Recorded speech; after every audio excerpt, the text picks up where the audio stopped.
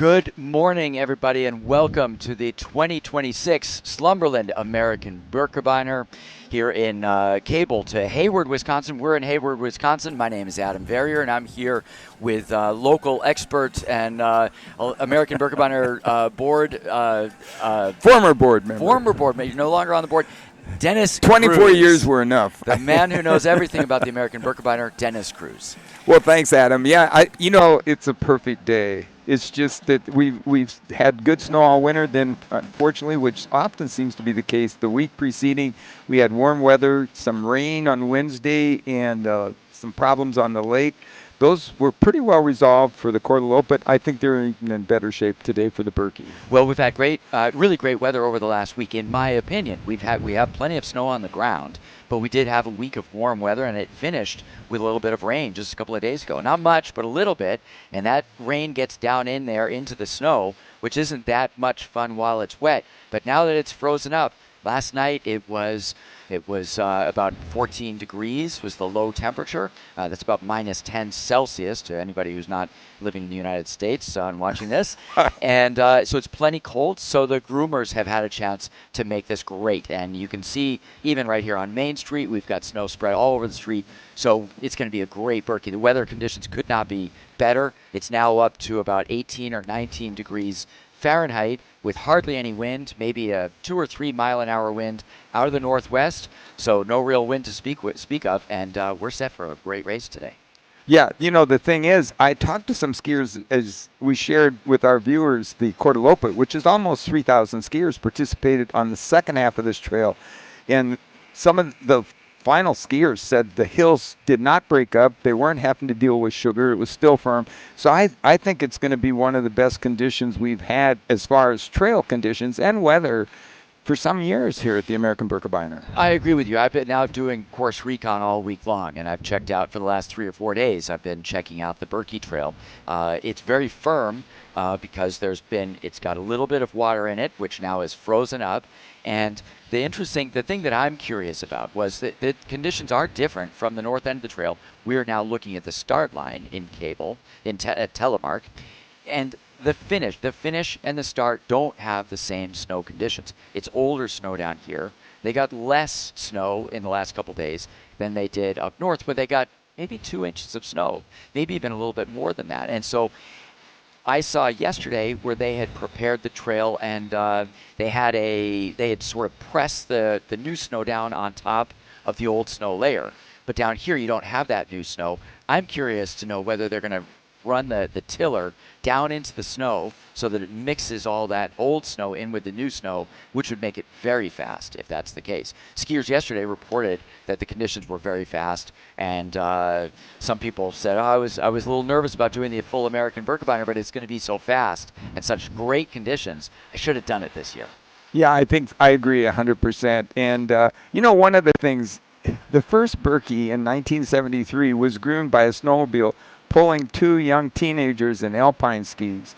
And it went on, there wasn't really a trail. They just incorporated logging roads, some snowmobile trails.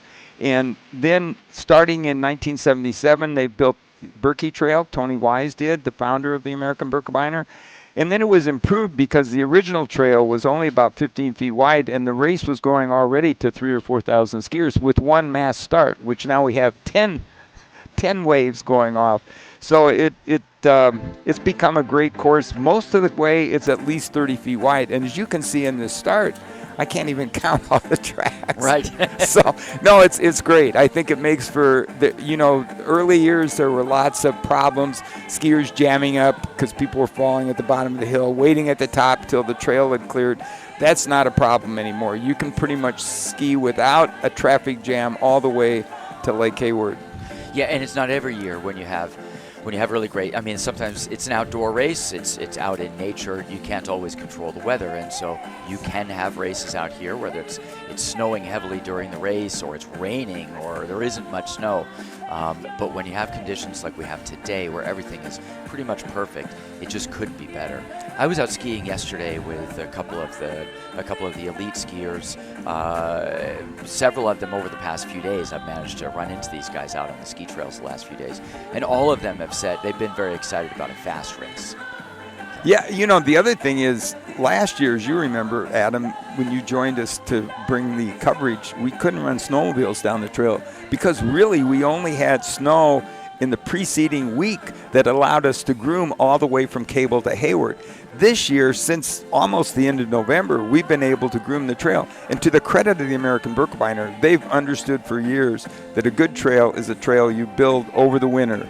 Yes. And keep working that trail, compacting that snow, tilling the snow, and they do this every year. And this year they actually, Mother Nature cooperated, so they had the opportunity to do that. Yeah, well, and as you see here in our shot that we're looking at now, there's one of the snowmobiles that'll be driving in front of the lead skier. So, our coverage today, it's necessarily focused on the elite men and the elite women. We'll have two separate snow machines following the elite women and the elite men. It's just not possible for us to cover the skiers that are further back in the pack because it's we're using snowmobiles out on the ski trail, and it's not a safe thing to be driving snowmobiles around when you got a big ski race going on and thousands of skiers coming at you. So we'll have that's our rig right there. We'll have a cameraman on the back of the snowmobile and a driver facing the other direction, so they won't be filming and driving at the same time. And we should be able to get good coverage for both of the elite women and the elite men from start to finish. And as you can see, that group now starting to come to the start line are the field of elite women. Yeah, the elite women will be starting in approximately 8 minutes from now. That is, and maybe we should go through the field and let people know who's going to be in this race. We've got an elite field this year. A lot of skiers, being an Olympic year, it's a field in which many of the very best skiers in the world are busy at the Olympics this week, but those that didn't quite make the Olympic team are right here in Hayward, several of them. And one of those, I hope is going to have a great race because I see her over there to the far right in a Team Birkie suit is Elena Sonesson. Three-time Birkie winner and was just kind of on the bubble of getting named to the Olympic team, has had a lot of World Cup starts, and in fact, I think after this, she will go back to the next period of World Cup racing. Okay. So, and she knows this course. There's some of these athletes like Caitlin Gregg, who's also a 5-time winner out there. They could probably ski from Cable to Hayward blindfold. Yeah, right. They know every part of the course. I think Elena Sonesson has not only won the American Birkebeiner a bunch of times, but she's also won the Quartalope when she was younger. Is that right? She did. Right? She has. She's had 3 Birkie wins and 3 Quartalope wins. Okay, so she has a long history with this course. Well, this is, as some people call it, the Super Bowl of cross-country skiing. We've got this is the biggest race in North America.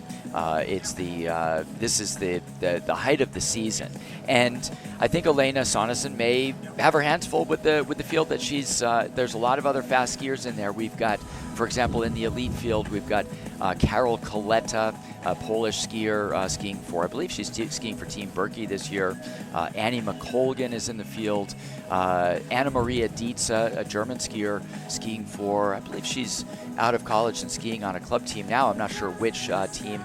Emma Albrecht has been fast just recently on the Super Tour. Oh, listen, she dominated a week ago in Minneapolis at Theodore Wirth. Yep. She was by far the strongest woman in the field. So she's somebody to watch today. She's wearing bib number 503. Renee Anderson is here. She's originally from around Minneapolis, but she now lives in Alaska and trains with the APU. She's racing for the Alaska Pacific University team. And as you know, Adam, anybody who puts on that blue, white, and black team suit of APU probably is going to be pretty fast. Yeah, that's right. You kind of have to be to wear that suit, I guess. Yeah. Erin Bianco is here. She's wearing bib number 505. Annabelle Needham, another top skier on the Super Tour series, is wearing bib number 506. And Jessica Yeaton. I went skiing with Jessica Yeaton a couple of days ago, and I also saw her last week. She was in a college. She raced in a college race in Steamboat Springs, where she lives. She and her husband David Norris. Jessica Yeaton is a physical therapist in Steamboat, and David Norris is a banker now. Yep. He's been a banker since last summer, and I know he's loving doing that, but he's also definitely one of the favorites to win here today. Yeah, Jessica won several years ago and was second last year in the women's field. David has won twice and was second last year. So those two have sort of left the competitive, constant racing at the high level, but they live in Steamboat. They stay super fit, and they know this course as well. So I think both of those. And in the men's field, David, it's got to be a big threat. And I think Jessica easily could be, as she was last year, at the front of this race. Yeah, for sure. I think that Jessica's issue may be the final, if it comes down to a final sprint. For example, a Jessica Yeaton head-to-head sprint with Elena Sonesson. That's probably a tough sprint for Jessica Yeaton because Elena Sonesson, a very good sprinter. But maybe I think Jessica Yeaton would be hoping to be in it, and if she's going to win the race, she would probably be looking to get away earlier than the final 300 meters to do it. Other skiers here include Annika Landis. Caitlin Gregg is here. She's always here, and she's always good. She's won this race 5 times, and she is. What do you say about Caitlin Gregg? She's always fast. You always have to watch out for Caitlin Gregg. She's like Matt Liebsch and Brian Gregg. They all 3 started with the CXC Elite team 20 years ago, and they continue to race, and they love to. Yeah, they've become iconic figures here in the Midwest. We also have Océane Bepois, a French skier who she won the Gatineau last week. I think it was last weekend or the weekend before last. Hey, we're off with the elite skiers. So the race clock is about 3 minutes ahead of my clock, but we are off with the elite skiers. And these are the athletes in the Super Tour field, and now these are the other athletes who are in that elite women's wave. That women's wave used to only be 50, but as the quality of women's skiing kept improving, the field has appropriately grown. The other thing is interesting, these women are going to get to start 20 minutes before the elite men. Okay. Yes, it's 20 minutes, and they may come together at the finish. It often is that way. So Elena Sonesson is wearing bib number 590. She's the skier right there in front. Bib number 502 is Anna Maria Dietze. And maybe you can, I'm not sure which suit that is that Anna Maria Dietze is skiing in. I'm embarrassed to say I don't recognize it. Well, we do know it's Anna Maria Dietze in any case. The Team Birkie suit, which is our local club in some ways, is easy to recognize, and that's the suit being worn by Elena Sonesson. And Team Birkie is a team out of Minneapolis, so we don't want to be. I mean, we are here at the Birkie, but Team Birkie is a Minneapolis team. Is that right? Well, the training is centered out of Minneapolis. Okay. They spend about a week through the early season training here, doing a block of training at Telemark. But it's an organization that was created through the cooperation of 3 real strong Midwest groups: the American Birkebeiner Ski Foundation, CXC, and the Loppet Nordic Foundation out of Minneapolis. Okay. Well, we've still got Lena Sonesson leading there with Anna Maria Dietze. I think I see Quincy Donnelly in the group there, and Erin Bianco, I believe, is. Well, let's see. She'd be in a BSF. Yeah. Suit, So but I see. back in the group back there Yeah. a little bit. But this group would be expected, at least, let's see who's 572. Bib number 572 is somebody who's not on the list in front of me, unfortunately. So maybe you have bib number 572. I'm not sure. Unfortunately, I do not. So, in any case, I will say that the elite, what you can expect to see here today is that you've got a lot of women in the elite field who, for at least the first third of this race, their goal is just going to be keep up with the leaders. You've got Elena Sonesson setting the pace, which she's probably happy to do because when you're in the front, you're very unlikely to get your pole broken, to run into somebody else who's fallen down, get tangled up with somebody else. And so it can be nice to be in the front. But there is a bit of a draft effect, and being behind is a little bit easier than being in front. It's a little riskier because you may get tangled up with somebody, but you'll see a lot of these women just trying to hang on, and they have no interest in going to the front and setting the pace. They'll just try to keep up with whatever pace is going, and maybe in the second half of the race, if they're still there, that's when they would look to figure out whether they can do something about winning this race. So they've turned off the property that's now owned by the APSF, the former Telmar property, and they're now on the right-of-way that exists under the power lines, which has been for so many years a traditional part of the Birkie, even when we used to start at the Cable Airport. But as they come off of the power lines back into the woods, there's a $1,000 premium awaiting. Right. Is it $1,000? I thought I read $500 earlier last night. I hope I'm correct. Okay, all right. It should be $1,000. I'll just say that. It should be, yes. Well, I believe in the Maybe race you're right. I was taking notes and I saw $500, and in fact I think in the past it has been $500. So, but nevertheless, $500 if you're not from the Midwest. May buy you a plane ticket to next year's Berkey, so certainly worth getting. They're coming onto the power line from this trail that runs up to the power line, and you'll see the first power pole on the skiers' left as they come over this hill and onto the power line here. But this power line, I was skiing on it yesterday because I wanted to do a little recon about exactly where that sprint green was, because in the past sometimes there's been confusion among the skiers about where exactly the sprint green happens. Yep. And you've got the drummers on one of these hills. This thing is going to go over a couple of little roller hills, and there's some drummers on the top of one of those hills, and sometimes the skiers get confused. There, we're on the power line now, and sometimes some of the leaders who haven't been here before, they think that the sprint cream is right next to the drummers, and it's not. It's about 300 or 400 meters further, and significant distance further down the trail. So the sprint cream, if you're familiar with this trail, is just as it begins to come off the power line here, which is going to happen in about 1.5 kilometers from now. So the sprint cream being at about between the 47 kilometers to go mark and the 48 kilometers to go mark. So yeah, bib number 502, Anna Maria Dietze, up in front with Elena Sonesson. So there's Caitlin Gregg in the green hat. She's on skier's right, about the third skier back. And I think the tall skier in the matching Team Berkey is the young lady out of Poland, Carolina Coletta. Excuse me. Okay. You know, she's interesting. As a high school student growing up near Zakopane, Poland, she did have some World Cup starts for the Polish national team. Yes, yeah. And then she came to the University of Colorado and finished a year ago her career as a Buffalo, and now for this past year has been skiing with the Team Berkey program. Yeah, it's great to see her skiing in this race, and hopefully skiing fast today. Carol is she's always a friendly face on the college circuit. Oh, absolutely. Nice to see there. Absolutely. Yeah, skiing for the University of Colorado Buffalo. So she was a good skier, and her sister was too. Her sister also was here skiing for, I don't remember whether it was the Buffs or if it was another team, but both she and her sister, good skiers. There's the 48 kilometer mark, so it's less than a kilometer now before the sprint cream.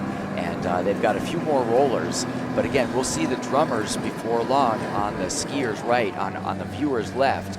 But when they come by the drummers, that is not the sprint cream. They've still got another 300 or 400 meters to go after that.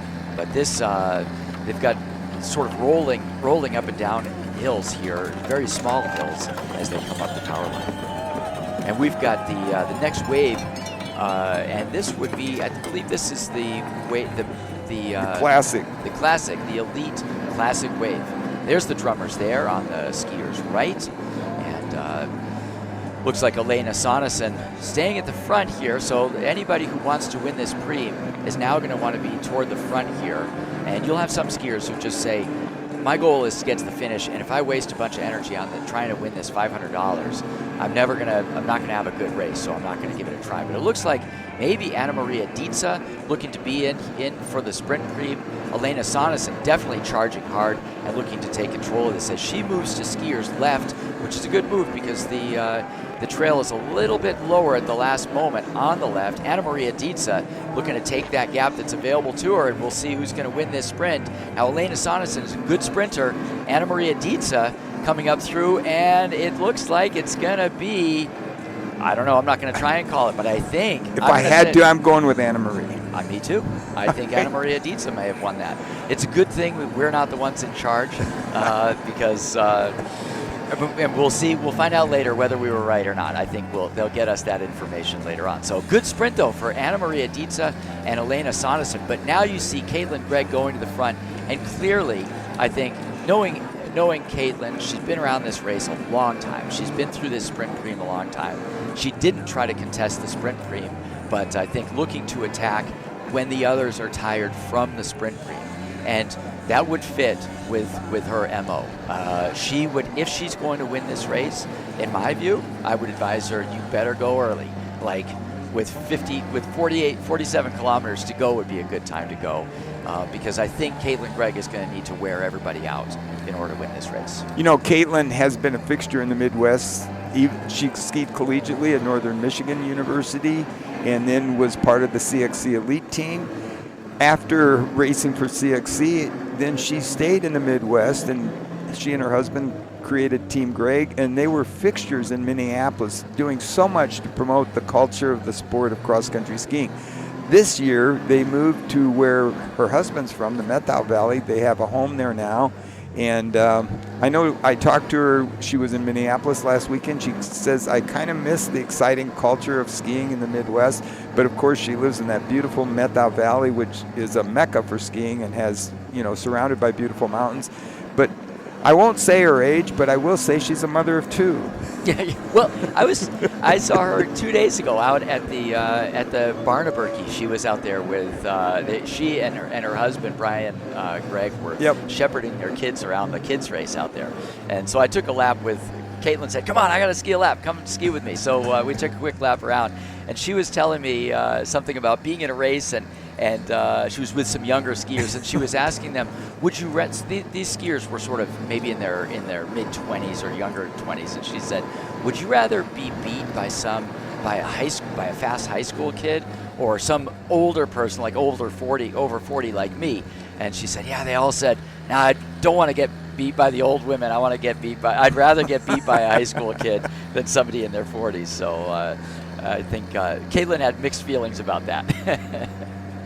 I think that's Océane from France. Okay, that would make sense. Yeah, so it was not right behind 572. Caitlin. That's bib number 512. So it's just I was thinking it was bib number 572. It's bib number 512, and I have to tell you, Dennis, I was panicking here a little bit because I thought, if this woman stays in this race the whole time, and we don't know who it is, this is not going to be good. No. But I was wondering if that was a skier from outside the United States, because that's not an American no, I set didn't of recognize colors. the suit at all, Adam. Yeah, so that is Océane Bépois. And just last week, she won the Gatineau Loppet in Canada. By the looks of it, she might have broken a pole up there, because she's got one red pole and one black pole. Looks like one-way pole. Another one is maybe a Swix or something. So Océane Bépois, I think right off the start, I think that she had two poles, or two different kinds of poles. So I don't think she broke that during the race. Maybe she did. I don't think so, though. I think at the start line, she already had those mismatched poles. And now, moving into third place, in the Team Birkie suit also is Jessica Yeaton. Okay, that is her. Yeah, and that she has kind of a distinctive skiing style. Jessica Yeaton skied in the Olympics for Australia. She grew up in Alaska, but she also, she spent a fair amount of her childhood in Australia also. So she has been skiing, and may have been 2 Olympics for Australia, at least 1 Olympics for Australia. And as we said earlier, living in Steamboat Springs, Colorado. And David Norris, I went skiing with him last week, and he was telling me that they go up every morning before work. You know, he's got a job at the bank, and she's working as a physical therapist. And he says that Jessica, the way her work schedule is, she has just enough time to go take a lap, skin up the ski area, and then and come down just in time to get one run on the lift at Mount Werner at the Steamboat Springs ski area, and then race back down the hill, jump in her car, and get to work just in time for her first physical therapy appointment. So he says, perfect. We get a good workout in every morning, skinning up the ski area at Steamboat. Yeah, they just have a year-round active lifestyle. I have a lot of friends in Steamboat. I've known Jessica and David for a couple of years, and they're gravel riding, mountain biking, hill running. You know, they just have an active lifestyle. Yeah.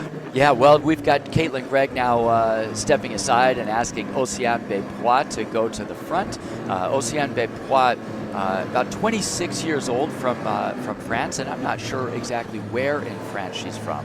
But she has been racing.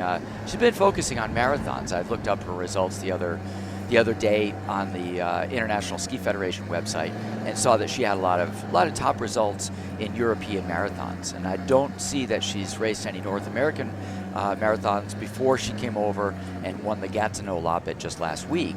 But she would be looking to see, she's got to be one of the favorites here for sure. And Caitlin Gregg asking Océane Benoit to go in front. We've still got Jessica Eaton in third. And in fourth, in fifth place is Anna Maria Dietze. In fourth place, I'm not sure, but you may know who that is in fourth. But I believe that's 502. Oh, no, I'm sorry, that's Anna Marie. I was looking at the wrong bib. Sorry about that. Yeah, it's maybe, well, we'll figure that out as the race goes on. But Océane Benoit, and the question for Océane Benoit will be, how hard does she want to push the pace? I think Caitlin Gregg wants to push the pace, but she wants help to do that too. Yep. So you could see that she's looking to set the pace out there, sort of set an example, and she's giving Benoit a push on her pole. Say, here, keep going. I'll help you if I can. We gotta keep the pace high. So that's clearly the strategy for Caitlin Gregg is keep it going fast. And I think she'll probably be willing to take a lot more turns at the front and keep it going high, but she doesn't want to do it all by herself for sure. It's nice that she's wearing that lime green hat so we can always see who she is. Brian, her husband, also does the same. Also up there, I just saw the young lady who skis for Andy Gerlach, and that's, as I looked down the list, I was trying to find her number again. Annika Landis, I saw bib 511. She's in a distinct suit. I'm trying to picture her again for you. I see 516 up there. Emma Reeder is near the front. Yeah. Yeah. What I'm kind of surprised about, and I see her now, and she's not that far back, is I thought I'd see Elena kind of stay at the front of this field so she wouldn't miss if there was a break, but I see her now. She's on the far left, kind of moving up towards the front. I would think that she's fairly confident, and I think with the confidence that comes with her resume and her fitness at the moment, I actually would expect that she may be able to sit further back in the group and say, hey, if somebody who's gonna go so hard and so fast that I can't catch back up if it comes to that. And I think maybe it's she may feel like she can just kind of hang out back there and just kind of keep an eye on things, even if it's 15 skiers back, and react if she needs to. You know, Océane, you talked about her experience on marathons. The World Loped, which I like to talk about because it was started by our own Tony Wise, who founded the American Birkebeiner in Telmart Lodge in 1978, was the first meeting that kind of came together, and the concept was presented by Tony.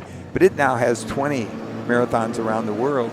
But as you know, the Ski Classics has grown in the more than about 15 years. And so there's two significant marathon series, particularly in the European countries, that get a lot of attention. Yeah. Yes. Well, and it's well, you know, I'm going to go back to something I just saw. We see Renee Anderson in there in fifth place, and here's a skier in the Spirit of 35. And I know that individual. That's the founder of New Moon Ski and Bike, Steve Morales. Okay. And real quickly, I'll explain that Spirit of 35. In 1973, there were 35 skiers in the first Birkie. Now, none of those original skiers. The last one was Ernie St. Germain, who skied 50 in a row. But what does exist is the skiers who have the most Birkies are the top 35 who want to participate continuing. Then they're chosen for this Spirit of 35. So Steve has, I don't know what the number is, but I'm guessing somewhere in the 40s. Yeah, okay. So the skiers, the top 35 skiers that have skied the most. Correct. Yeah. And we've passed a couple of those, and we will probably continue to see some of those as this women's field moves through the. I see Michaela Keller-Miller coming in. It's nice to see just the one skier with the Craftsberry black and green in the very back, because they're also easy to spot. I know I've told Peppa, I love your suits. They're fantastic, yeah.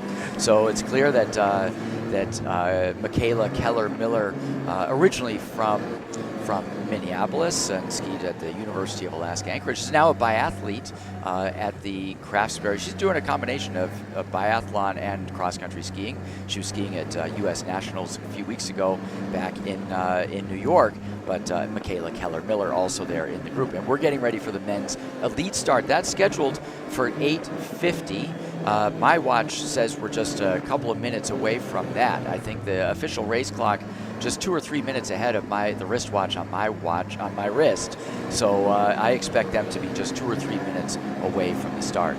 So Océane Bépois still leading this race. So Caitlin Gregg asked her to go in the lead, and Océane Bépois said, okay, well, whatever, I'll just do it for a while here. So she's putting in a good run at the front. And Renee Anderson still there in about 4th or 5th place. She's staying in touch with the leaders. I still see Jessica Yeaton back there, and Caitlin Gregg in 3rd place. 2nd place there is, I believe that Annika Landis. Is that who that is? I know Annika. She stayed with me a couple times for this race. Well, I can't. Yeah. Yeah. So the men getting set. Yes, that's her in 2nd place. Yes, okay. it is. Well, for the men, once again, to run through our top skiers, it's going to be a tough men's field this year. We've got David Norris. We talked quite a bit about him. He's got to be one of the favorites out here today. He's won it several times. We have Gerard Agnelet. He's the returning champion from La Clusaz in France. He's wearing bib number 1. He is got to be the favorite, but not by much. It will be a close race for him and for 5 or 6 of these other guys. There's a lot of people who could win this in the men's race, but Gerard Agnelet is wearing bib number 1. Bib number 2 is Ben Dolby. He's a skier from Minnesota, now living in Fairbanks and skiing for University of Alaska Fairbanks in Alaska.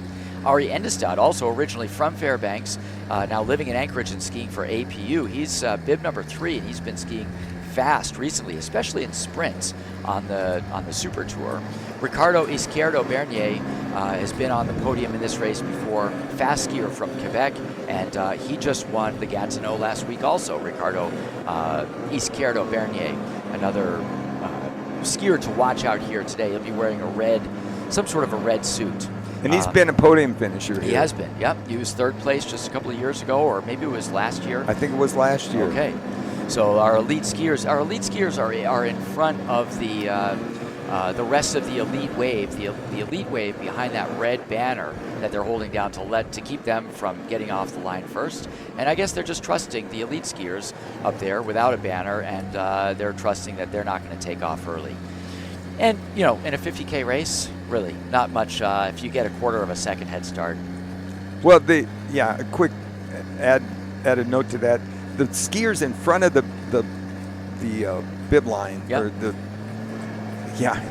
brain did suddenly. Anyway, those are the Super Tour athletes. Oh, the Super Tour, okay. So they're separated from the top 200, which is the traditional elite field. If you finish in the top 200, you're almost assured that the next year, if you come back to the Birkie, you get this elite start. But as we see, it's not only this, the largest marathon, but it's part of the Super Tour series. So we give those athletes a little bit of advantage in terms of preferred start. And you see all those Bridger Ski Foundation APU suits at the front here. Yeah, that's right. That's right. And so we're underway with the men's field. And I see Ricardo Izquierdo Bernier. He's in that red suit over on the right with the red hat. That looks like his skiing style. But going to the front now looks like bib number 3. Yeah, that would be Ari Endestad, wearing bib number 3 in the pink hat and the Alaska Pacific University suit. So Ari Endestad, his dad won this race. No, he didn't. Oh, he did not win the race. No, but it's a good story, though. All right, well, he should have won this race.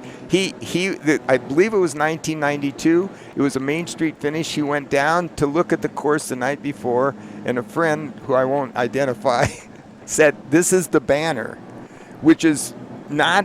It's where Highway 63, now the bridge is. Yeah. And he was in a break with a Norwegian and Todd Boonstra of the U.S. ski team and Audun Indestad, Ari's dad. And Audun sprinted, puts his poles up under this first banner, which is a welcome banner. Okay. And then Todd says, no, we got 3 more blocks to go up the street. And sadly, when he put his pole down, it was nobody's fault. The Norwegian skied over and broke his pole. No. So he ended up third, and Todd, for years we hadn't had an American winner, so Todd Boonstra of the U.S. ski team and out of Minneapolis came through and won that year. But I think Todd would say Audun, Ari's dad, should have won. Yeah. Well, we've got a purple bib over there on the right, bib number 22. Well, we know who that is. That's Matt Liebsch in bib number 22. And so why is he wearing the purple bib? Because he's a Birch Legger. He's done his 20 Birkies. You know, the amazing thing about Matt is he was 6th last year. Okay. He's in his 40s, okay? And Matt, there's a race here that's another marathon called the Moravasa. He's won that 15 times in a row. Yeah. So in fact, I was visiting with Matt, and he said, if they just take the hills out of this course, I think I could win. Right. But he was, like I said, in a strong field last year. He was 6th. You know, we pay 6 deep in the Super Tour. He was the 3rd American, actually. Okay. Yeah. So always a strong skier, Matt Liebsch, and he's actually moved himself up into about 5th or 6th place right now, actually. Interestingly, Matt went to the University of Minnesota, studied engineering. They did not have an NCAA team. It was a club sport there. And he came to the CXC Elite team with Brian Gregg and Garrett Cuzzy and Brian Cook. And he was sort of our B team member because he had no resume coming in. And he's just continued to develop, particularly as a marathon skater. He's really challenging. Yeah. And you got a chance to talk to him just yesterday, didn't you? Yes, I did. Because he had one of his children out racing or something. Absolutely. So,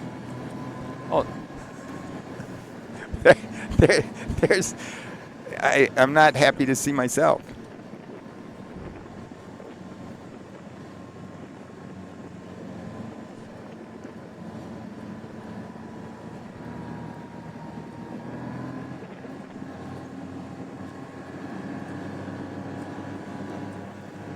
Hi, I'm here with Matt Liebsch. Matt, tell us about your experiences with the American Birkebeiner. Well, I fell in love with the race when I first started the sport. I managed to win in 2009, and I'm back this year as the presenting sponsor of the race with my shop, Pioneer Midwest, and we just love the community. We love all of our customers and all of the skiers and the energy here at the race, and it's just a great honor to be able to sponsor the race and actually participate and race the young, fast men that are gonna put a high pace tomorrow. I'm just gonna try to chase them as long as I can. So, Matt, when you won, everybody remembers why. Well, I skied fast, but I had enough of a gap that I stopped on Main Street and picked up my son and skied across the line with him. So I tell people my son Grant won the race, but it's pretty fun watching him turn into a passionate skier. And he raced the Quartalopa today, and he's a senior in high school and he just loves the sport. And that's why I love the sport so much. Is it's something you can do with your family and friends at any level. all right, so we're back to the men's elite field, and we've got David Norris now approaching the first sprint preem here. He's the guy in front with the Team Birkie suit. Right behind him, he's got Thomas O'Hara is the guy wearing the Rossignol skis and boots, and in the APU suit. In the APU suit, and right behind him, his teammate is Ari Endestad. So it looks like these three looking to get this sprint preem if they can. Now, David Norris, a couple of years ago, went off the front right at the sprint preem. He went for the sprint preem. People, I think he duked it out with another APU skier. But then David Norris just kept going, got off the front, and nobody else was able to catch him the whole rest of the way. So David Norris may be using a similar strategy now. He's got to feel good about his durability, and I think he probably would prefer not to come into a sprint. So David Norris looking to keep the pace high as they come through these rollers. But there's Will Koch in fourth place back there in the Sun Valley suit. But it looks like Thomas O'Hara and Ari Endestad. Ari Endestad will be on skier's right, and Thomas O'Hara on skier's left. Ari Endestad looking to win this sprint preem and win himself $500 if he can. And we'll see. We've got where it's going to be any moment now. I think this is the final sort of downhill that drops down into a little dip here and then comes up to the sprint.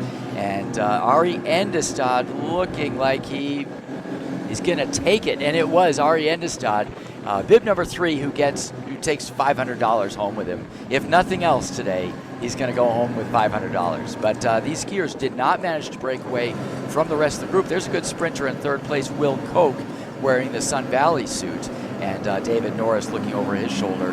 And unlike a couple of years ago where he sort of got off the front at about this point in the race, it hasn't happened yet. So we'll see whether David Norris has a similar style or similar strategy to what Caitlin Gregg may be trying to do, although in the women's races you can see down in the inset, Caitlin Gregg is not on the front at the moment. It's still Oceane Bepois, who, as far as I can tell, has been leading ever since Caitlin Gregg asked her to go to the front. I don't think the pace is that high. As you can see, they're spread 3 across the trail, but that is on the it's Renee Anderson on the skiers right. I was just going to say, that looks like Renee in the APU suit. Yeah. Oceane Bepois, the French skier, in the middle.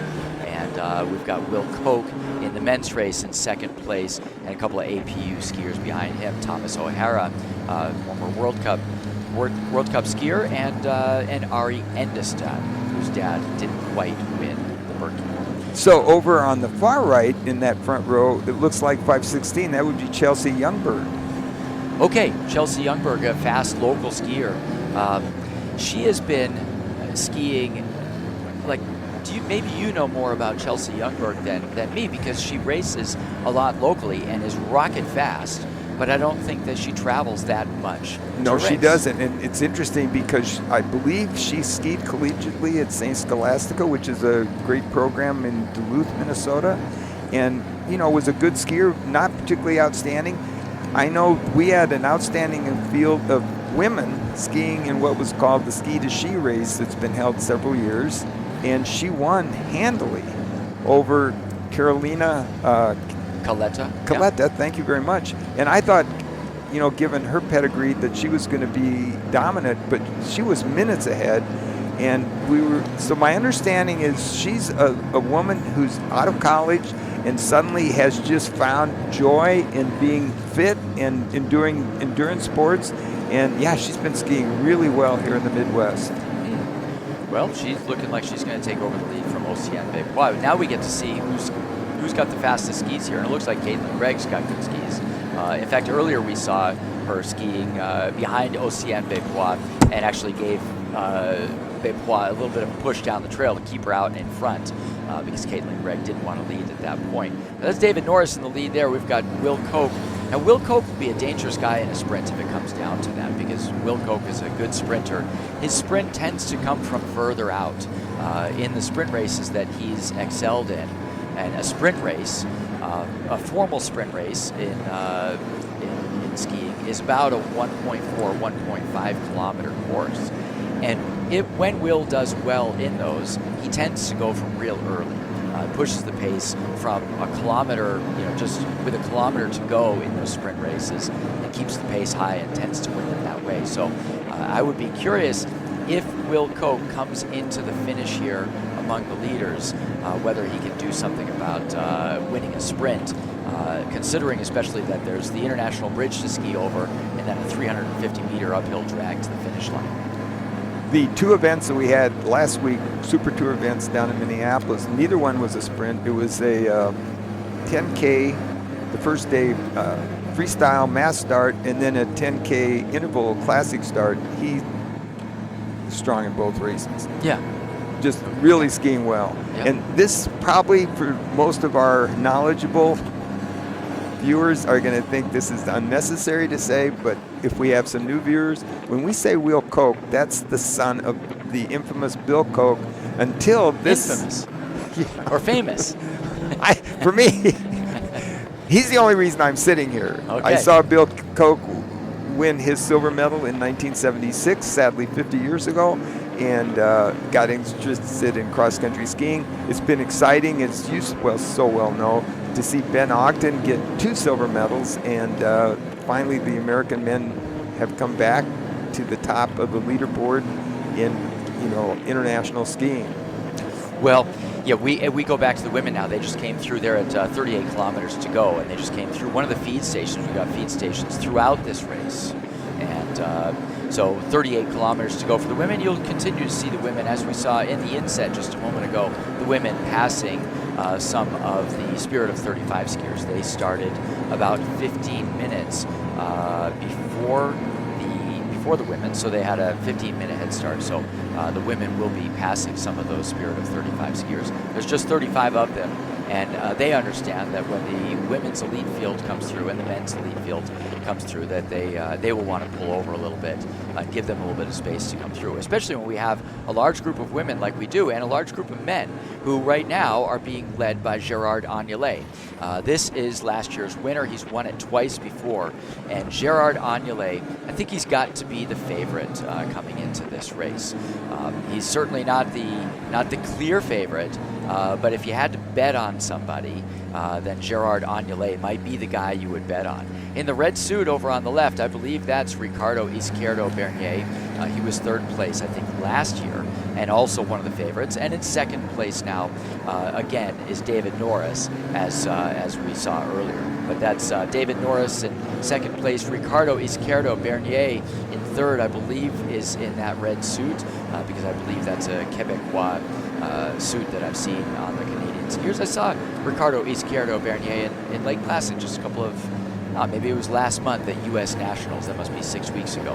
And I asked him if he was ready for the Birkie and whether he was going to ski it. And he was coaching it at U.S. Nationals. He had a team of Quebec skiers that he was coaching. And he said, yeah, I'll be there. I'm ready. I can't wait. And I asked him if he was going to be fit enough to be on the podium. And he said, yeah, I'll be fighting for the podium or for the win. I'm going to be ready. I'm looking forward to it. I'm going to give it my best. Well, last year the two at the front went 1-2. Gerard just ahead of David. But the thing, this is an outstanding field. It's a Super Tour race. And most of those athletes, like Will Koch and those young men, they're not used to marathons. They race 10Ks, maybe 15K. Yeah. But those guys in front, like you say,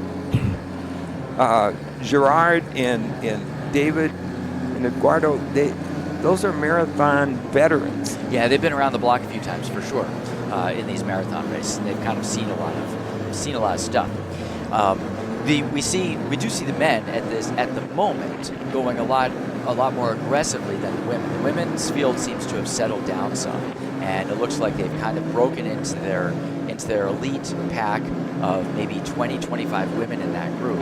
I think Caitlin Gregg not trying to push the pace here. Oceane Bebois probably a little bit tired of just leading this thing. And so she slowed down to let somebody else take over the lead. Yeah, and right now it's Team Birkie's Carolina Coletta. Carol Coletta, okay. So, and the men, you can see in the inset here, we've got Gerard Agnelet jump skating up that hill, and David Norris behind him. And I think that was Ari Endestad back into third place in the men's race. So the men are going to be nervous here if they see Gerard Agnelet and David Norris going to the front and pushing the pace. In fact, that is I think Ari Endestad in third there. But they're going to want to make sure that these guys don't get ahead of them, because you get Gerard Agnelet and David Norris going down the trail with each other, and those two could lock up first and second place. If you're back in this field, you're not going to want to see that happen. So you're going to want to stay close and keep an eye on that. We've got another French skier, I think, in fifth place there, and that could be Nicolas Berthet. It probably is, and I can't see his number, but Nicolas Berthet, another top French skier over here. I think he was in the Trans-Jurassienne. He was one of the top guys. And the other skier that it could be, I may need to look back at my list here. Hugo, the other skier that I think may be really somebody to watch, especially if it comes down to a sprint, is Hugo Dejour. Hugo Dejour is wearing bib number 30. So we'll see if we can figure out whether that's bib number 30 back there. He would be in the blue suit and I think think he's got a red hat on right now. If I can spot him in there he is in the blue suit in about 4th place. If that's bib number 30, that would be Hugo de Jour. Younger skier, I think he's 23 years old, and I think his job will be to get to the finish with the leaders. If he can get to the finish with the leaders, he'd be somebody perhaps to watch in the sprint. In the Trans-Jurassien just a few weeks ago in France, he beat Gerard Agnelet in a sprint. So That's interesting because in former years we used to see a group of Austrians or Italians come. The Italians were probably the most notorious for this. They basically were like a cycling team. They had domestiques and a designated team leader, and the domestiques would always go out, push the pace. Their leader would sit 4th, 5th, and then they'd pick the pace up at about 00 and start to drop skiers. And as soon as they got down to the field that they wanted a 3 or 4, then they'd take the pressure off. But none of their support, their domestiques, ever passed their designated team leader. He was guaranteed the win. And, I saw Gerard, and I think it was Hugo that was with him at a reception on Wednesday. And to be honest, I thought maybe that's why Gerard had brought him along. But if he was able to beat him, then maybe there's a reversal of roles that maybe Gerard's going to be the domestique. But maybe so, yeah. I think it would be unlikely that you would, in this field, I think there's only a limited amount that somebody could really do for you. You've seen these skiers go back into the field. In fact, Gerard Agnelet back in about 15th or 18th place right now. So that's interesting that he came to the front and now moving that far back into the field. It could be that he took a drink. We just went through I think the men just went through a feed station if I got it right there. But the women at 9K they go through Timber Trail. So the women, as you pointed out, have already passed that feed station. So I have a quick question for you, because you've watched this race now and commentated on it several times. With that 20-minute head start, do you think the women are going to get to Main Street before the men?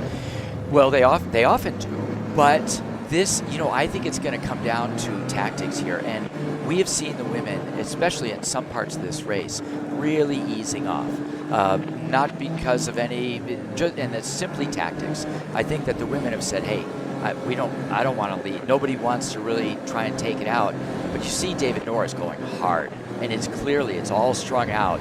And everybody in the back of the field, I'm sure, is telling themselves, they're just talking to themselves and saying, hang on, you got to hang on, and maybe it's going to slow down.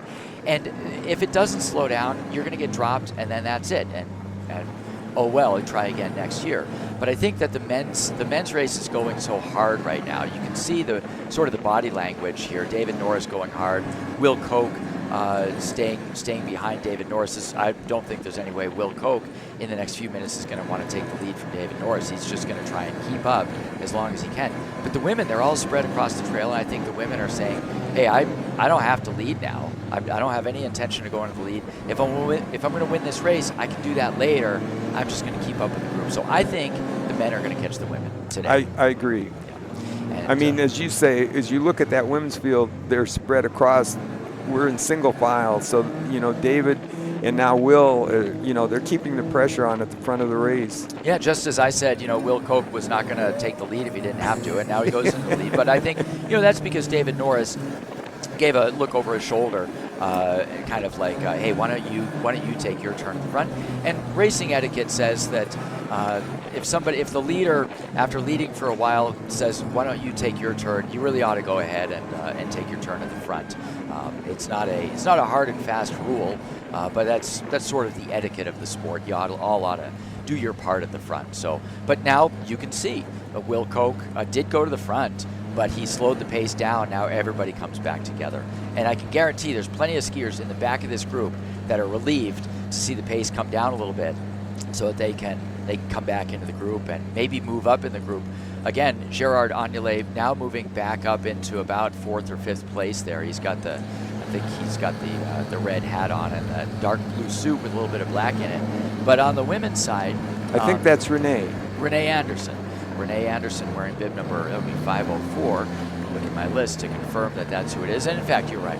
Yeah, Renee Anderson, bib number 504, leading the group. Right behind her is bib number 50, was it 506 maybe? In the Annabelle Needham. If it's yeah, I believe it's maybe bib number 505, Erin Bianco. That makes sense. No, it is because- Erin Bianco. And, Yep. and those two young ladies are both from the Midwest. Renee's out of Minneapolis. Erin's out of Ely, Minnesota, up by the Boundary Waters.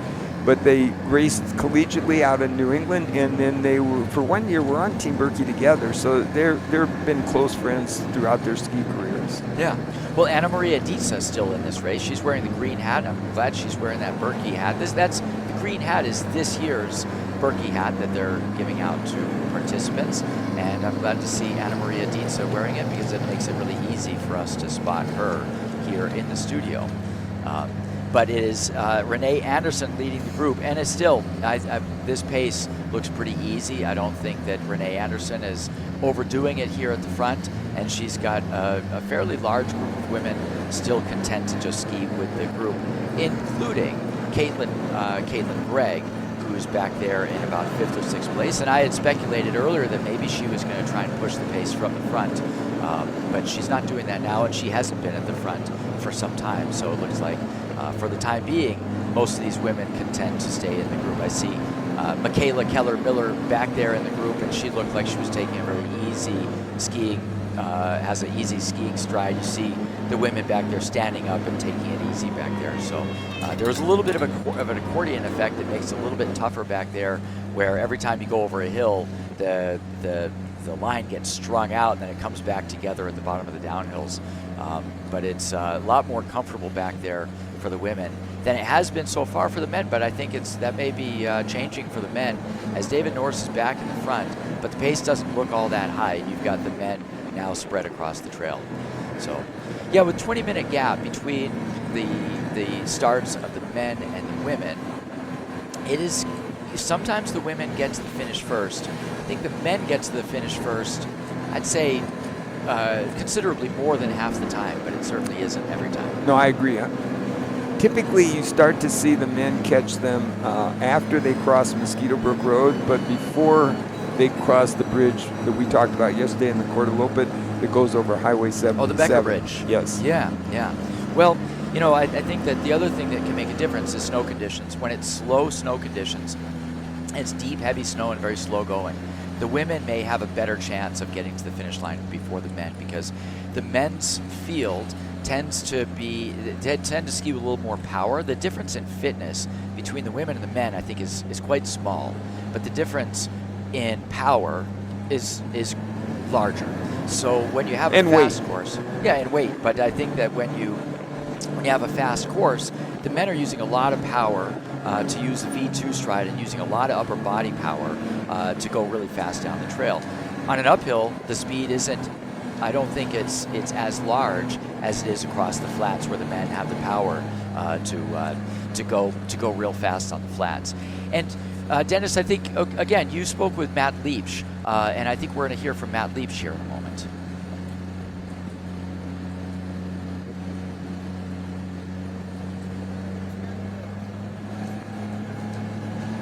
Of the community. So a lot of people structure their whole training plan and training year and vacation time around the Berkey, their equipment purchases, and this is kind of the pinnacle event, and everybody shows up here, and so it's a great place to connect with your friends and ski family. It's important to the store. We actually outfit a lot of skiers with good skis and equipment and wax so that they can have their best race here at the Berkey. So for us, it's a no-brainer to partner with the Berkey and sponsor the Berkey. We race the Berkey. We love the Berkey. We live it every day, and it's just an awesome community.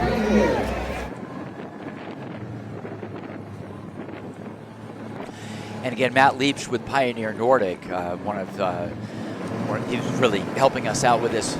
Pioneer Midwest, I'm sorry. Yeah, Pioneer Midwest is really helping us out with this production, so really appreciate that. We go back to the women's race here, and we've got, I think that's Erin Bianco. That is Erin Bianco, as a matter of fact, wearing bib number 505, skiing in the Bridger ski Bridger suit there. And we've got the men now breaking up. It looks like in the inset, but not in the inset anymore. Now on the main screen, it's David Norris pushing the pace again. He's going to keep pushing the pace as long as he's able to do it. But he's got another skier following him, another Bridger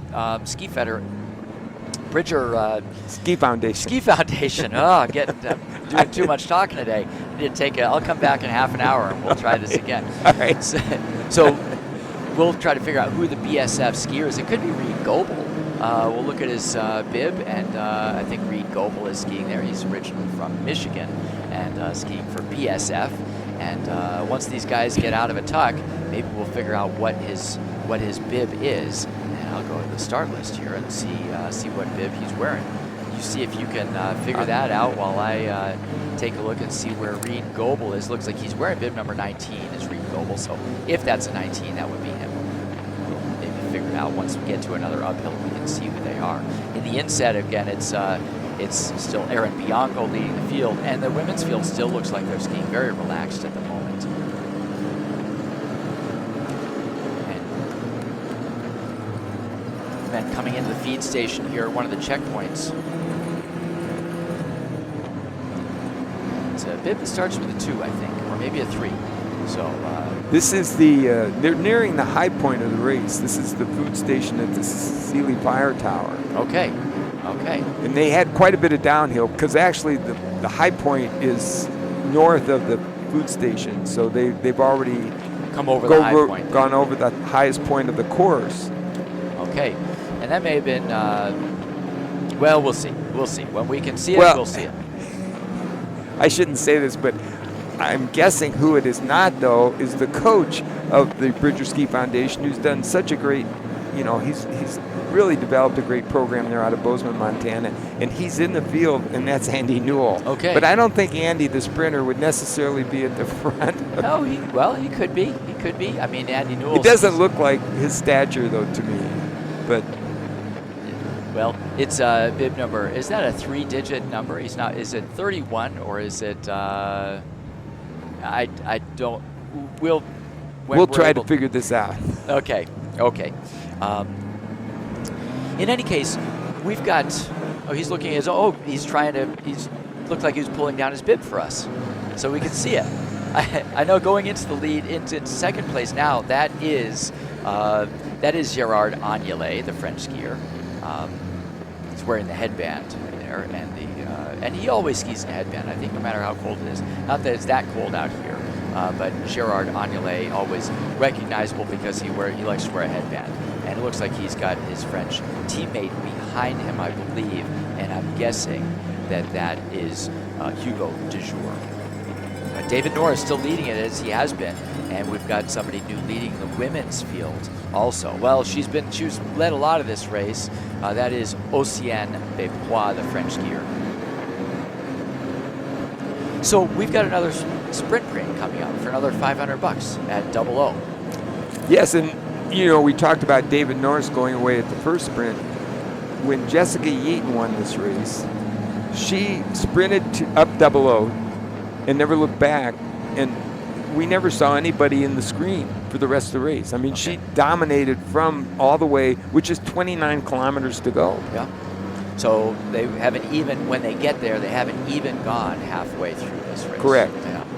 But if you look at the course profile, and we were talking about this yesterday, the elevation of 00 is higher than the finish on the main street in Hayward. However, the first part of the race, they ascend up to the high point, which the men have now passed, as have the women, and then they start to descend, but there's no long descent. It's just a constant undulation of the trail. Yeah. Well, so the second sprint premium is not only an opportunity to win $500, but it's also an opportunity perhaps to break up the race and maybe sort of ambush your competitors there. You can win the sprint and then just keep on going. Or try to not win the sprint, kind of be rested, and then if everybody else sprints, you hit them right after they're all tired out from sprinting. And so those are a couple of strategies that can happen. The women's race, I think, they're going to leave this race a little bit late. The pace is not that high. You still see a lot of women. among the front group, that's Caitlin Gregg. Over on skiers left, on viewers right, it's Anna Maria Dietze wearing the green hat on the skiers right. And leading the race, Oceane Bepois, the French skier. No, that's the young lady we were talking about that's kind of been the mystery woman of the Midwest. She's in a ski hut suit out Chelsea of Duluth. Youngberg. Yeah. Chelsea Youngberg, right. Yeah, I was reading her suit, and it didn't make sense to me. But Oceane Bepois, actually, I guess, is in about 4th place there. When I see some red on one leg and another blue leg, I get them confused, I guess. But and now you see on the far right of the trail, or to her left, that's the inevitable person to come to the front, Caitlin Gregg. Okay, Caitlin Gregg, right. And right in front of her, Elena Sonesson. But the pace picking up here now, as we're seeing some skiers get dropped off the back of this group, and they'll just be hoping that it slows back down again, which it may or may not do. Elena Sonesson looks pretty serious about this, looking to break this up and get this group down to a smaller group. I think if you're in Elena Sonesson's position, the fewer people you have with you in the front, the better things are going to be. And in fact, now it looks like it's only Anna Maria Dietze who has got the courage to go with Elena Sonesson, as Caitlin Gregg unable to handle this pace, and the other skiers may be saying, all right, well, we're not going to try and keep up with Elena Sonesson. If she's going to do it, the only way we're going to beat her is if she bonks later in the race. Anna Maria Dietze now looking over her shoulder and saying, okay, I'm not going to try and keep up with Elena Sonesson. So now Elena Sonesson, before long, she's going to look over her shoulder. She's going to see that she's by herself, especially if she gets a chance to see. Well, she's going to win, I'm pretty sure, this Preem. Okay, yeah, there's the Preem right there. And do you know exactly where the Preem is on in that view? Is it beyond? Is it behind? I believe it's before the bridge that when you cross 00. Okay. I think it's at the Matsu's place. It's right there, the Matsu's Preem. So she did win that. And so now the question is Elena Sonesson going to look over her shoulder and say, I just got to go all the way? Now they're coming up to the bridge, past the building that's out there. It's the SC Johnson Center? Yep, the Johnson Center, and the exercise equipment, and she'll be skiing up and over the bridge. And I think Elena Sonesson has said, this is where I'm going to go. There could be a real advantage to going early, especially if you're Elena Sonesson or somebody that has that is favored to win the race. You can really demoralize the competition if you go early. You've got skiers back there that they weren't sure whether they could keep up or not, and so now they've got to ask, can I really ski 29 kilometers to the finish with Elena Sonesson? Or should I just cut my losses, look over my shoulder, ski with this group behind me, and I'll try to race for second. She is losing time right now to the skiers behind her, so I don't know whether she's going to get herself a drink here and maybe hand off and get a new one. And in these temperatures, that bottle can freeze up. So there's it's good to get a bottle halfway through, even if you didn't drink everything that was in yours. She may have only started with a half a bottle of drink, but that thing is going to be halfway just about frozen. You can't get any water out of it anyway, so that's smart thinking to get a drink at halfway. But here comes the crew, and they're catching up to her, and they do have an advantage skiing together back there, so they may be able to catch back up to Elena Sonesson after she's now won that second $500 Preem. And I think she may not have won the first one. It looked like Anna Maria Dietze may have gotten it. So maybe Elena Sonesson saying, well, I got to at least come out of here with $500. But the crew catching back up, and we'll see whether they make contact with her again, and whether that sprint that Elena Sonesson just made is going to affect the second half of the race. Caitlin Gregg looking over her shoulder, saying, here, why don't you help me? You help me catch back up to Elena Sonesson. The men have Gerard Agnelé in the lead, and that's Matt Liebsch in second place. So Matt Liebsch still in this thing, still competitive. I think you said he was 6th last year. At this point, he's in second place. The only man in there with a purple Birchleggers bib, because he has skied how many of these? You have to ski 20 Birkies. 20 Birkies. And actually, speaking of that, in this race, there are 527, not in the elite field, overall in the approximately 7,000 Birkie skiers. 527 are Birchleggers now, and 340 are uber-leggers, meaning they've skied more than 30 Birkies. Okay. Yeah, I mean, this is a Kind of an addictive problem. Yeah, it seems like it is, right?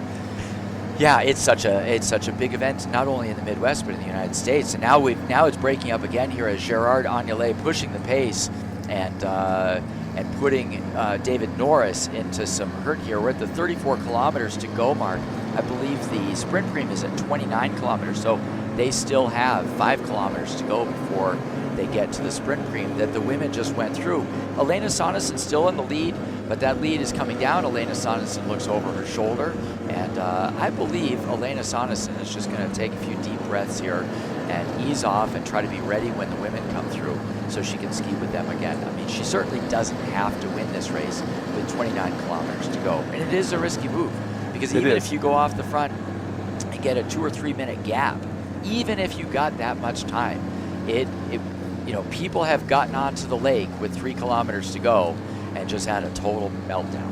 So it is maybe a little bit less risky to ski in the group, keep an eye on things. But now we've got 2 French skiers with David Norris off the front and Elena Sonesson back into the group and a new skier coming to the front there. But the men have broken up some, and that is Gerard Agnelet leading David Norris.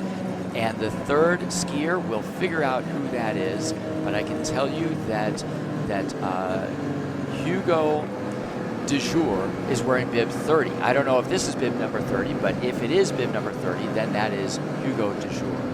And I think Hugo Dejour would be somebody to watch out for in the sprint if he can make it all the way to the finish line on Main Street. He'd be somebody to watch out for in the sprint. Now, David Norris, he's a little bit older skier. And you might think, well, he's getting a little bit older, he's not going to be so quick anymore. But I wouldn't count David Norris out in the sprint either. He has won this sprint before. And if I recall, and I may not recall quite correctly, but I can't remember, he had a sprint with Gerard Agnelet that I think David Norris didn't win it. I think well, last Agnelet year, won it. yeah, he lost to Gerard. But, it's interesting. I was looking back, and I can't quite recall. David won. The next year, Gerard won. And so they've been competing against each other on this trail numerous times, know each other, I'm sure, quite well in terms of their abilities and their strengths. So it'll be interesting to see how this develops. Yeah, maybe or maybe not, because I was out skiing with David Norris last week in Colorado, and I asked him, I was asking him the questions any commentator would ask some athletes about their preparation so I could be ready for this broadcast, and asked him how he felt his chances were and whether he was in shape, and asked him if he knew anything about Gerard Agnelet, and he said, no, I have no idea. He'll be there, but I don't know if he's in shape or not. So he said, we'll just find out when we get in the race, I guess.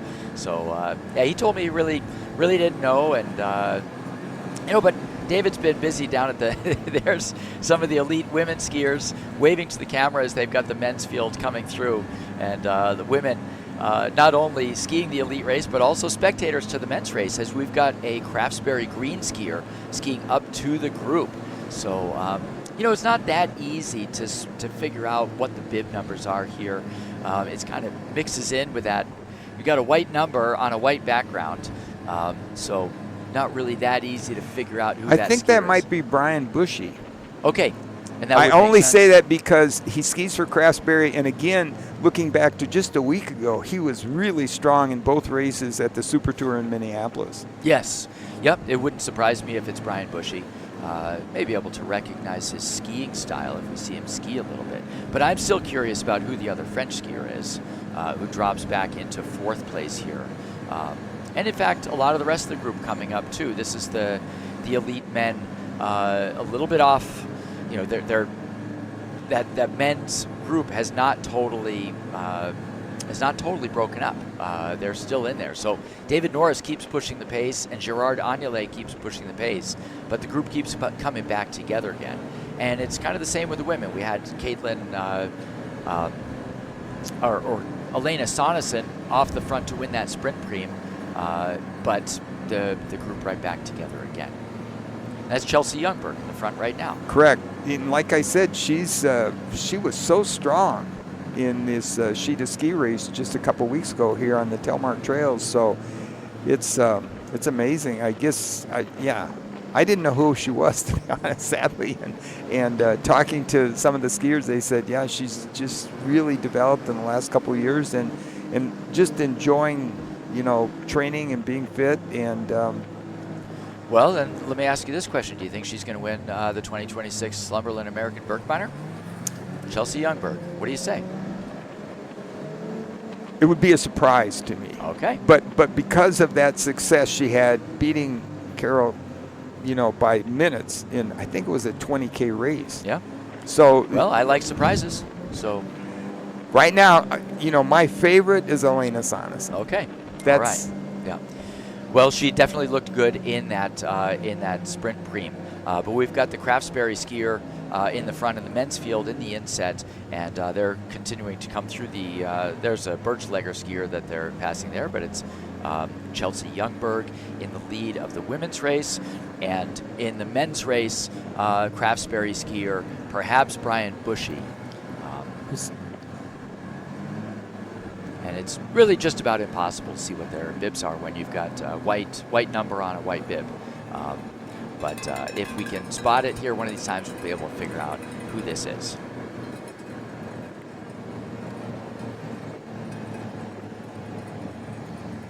all the bibs are very colorful, but having spent a lot of time squinting at a screen, I wish they were white with black numbers. Yeah, or vice versa. Yeah, or vice versa. Right. No, they do a really nice job of, as a souvenir for each of these skiers. Many of, like I said, who've done 30 or more, they're a nice souvenir from your Birkebeiner experience. For sure, but it is a luxury when somebody like when a Birchlegger bib is there and you can actually see the number.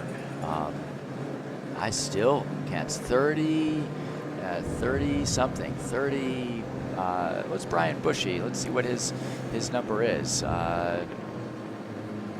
Well, Brian should be 16. So 16. So I don't think it's him.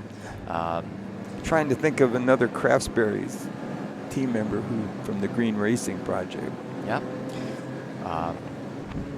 Well, we'll go back to the women's race. We've got and their bibs, the numbers are on pink, so at least we've got white on pink there. But could that be bib number 31?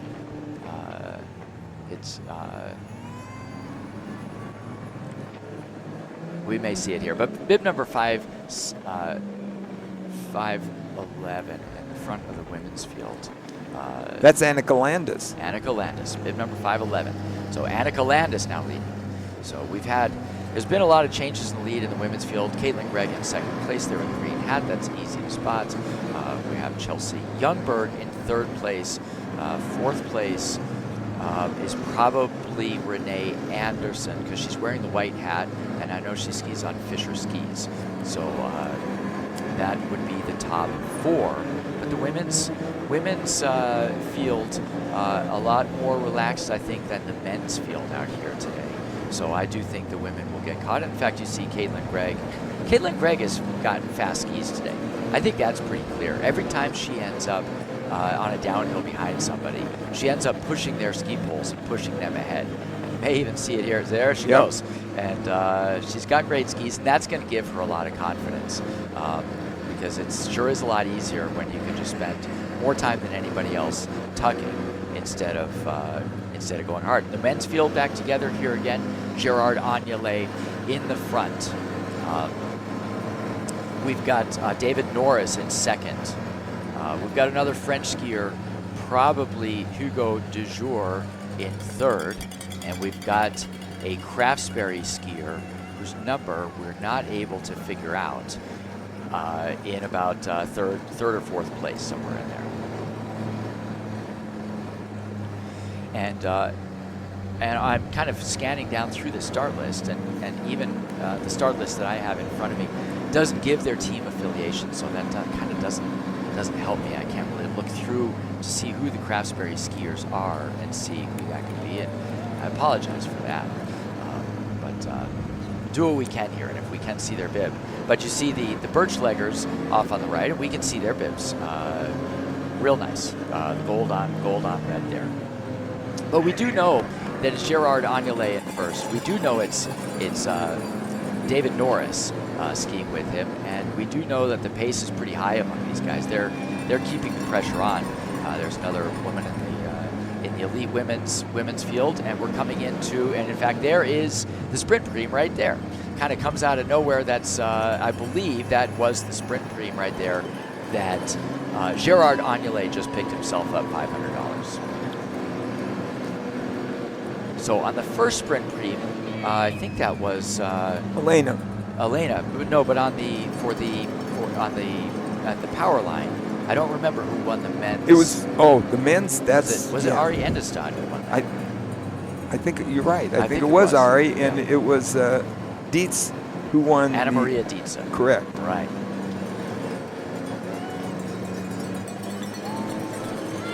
Well, once again, now they have crossed past 00, and the terrain is here. You see, they're coming across the. I think, if I remember correct, it's the Key Link.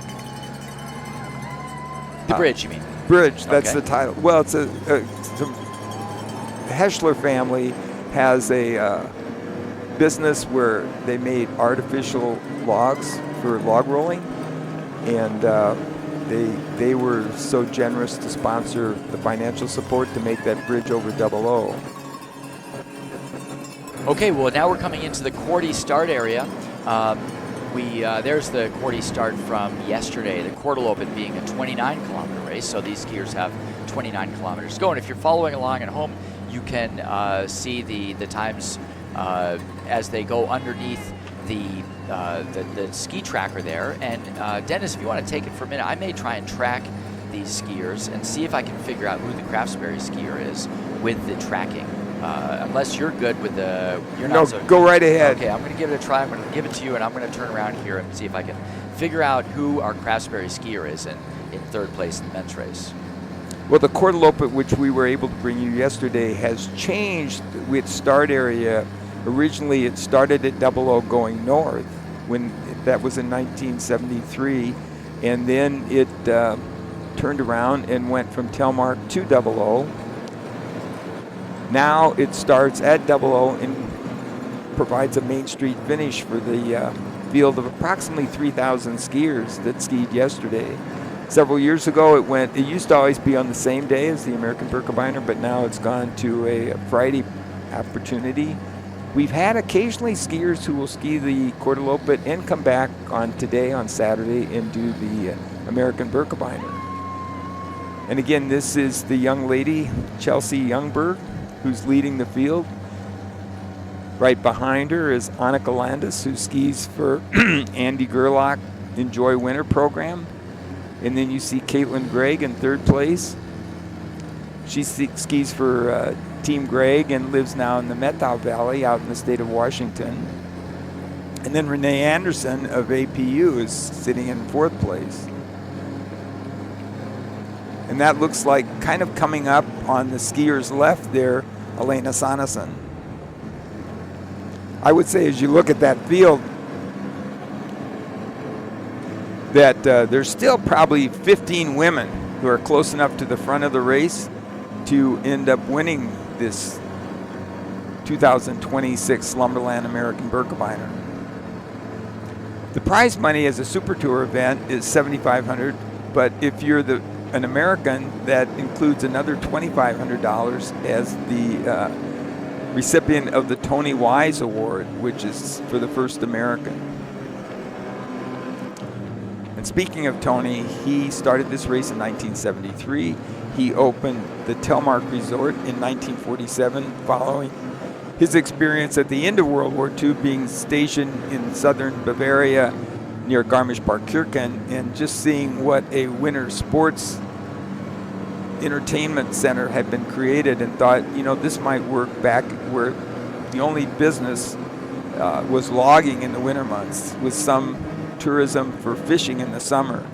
And Tony then started a ski hill at Telmark and developed an airport, a golf course, a beautiful lodge. At one point had a large coliseum that had 4 tennis courts.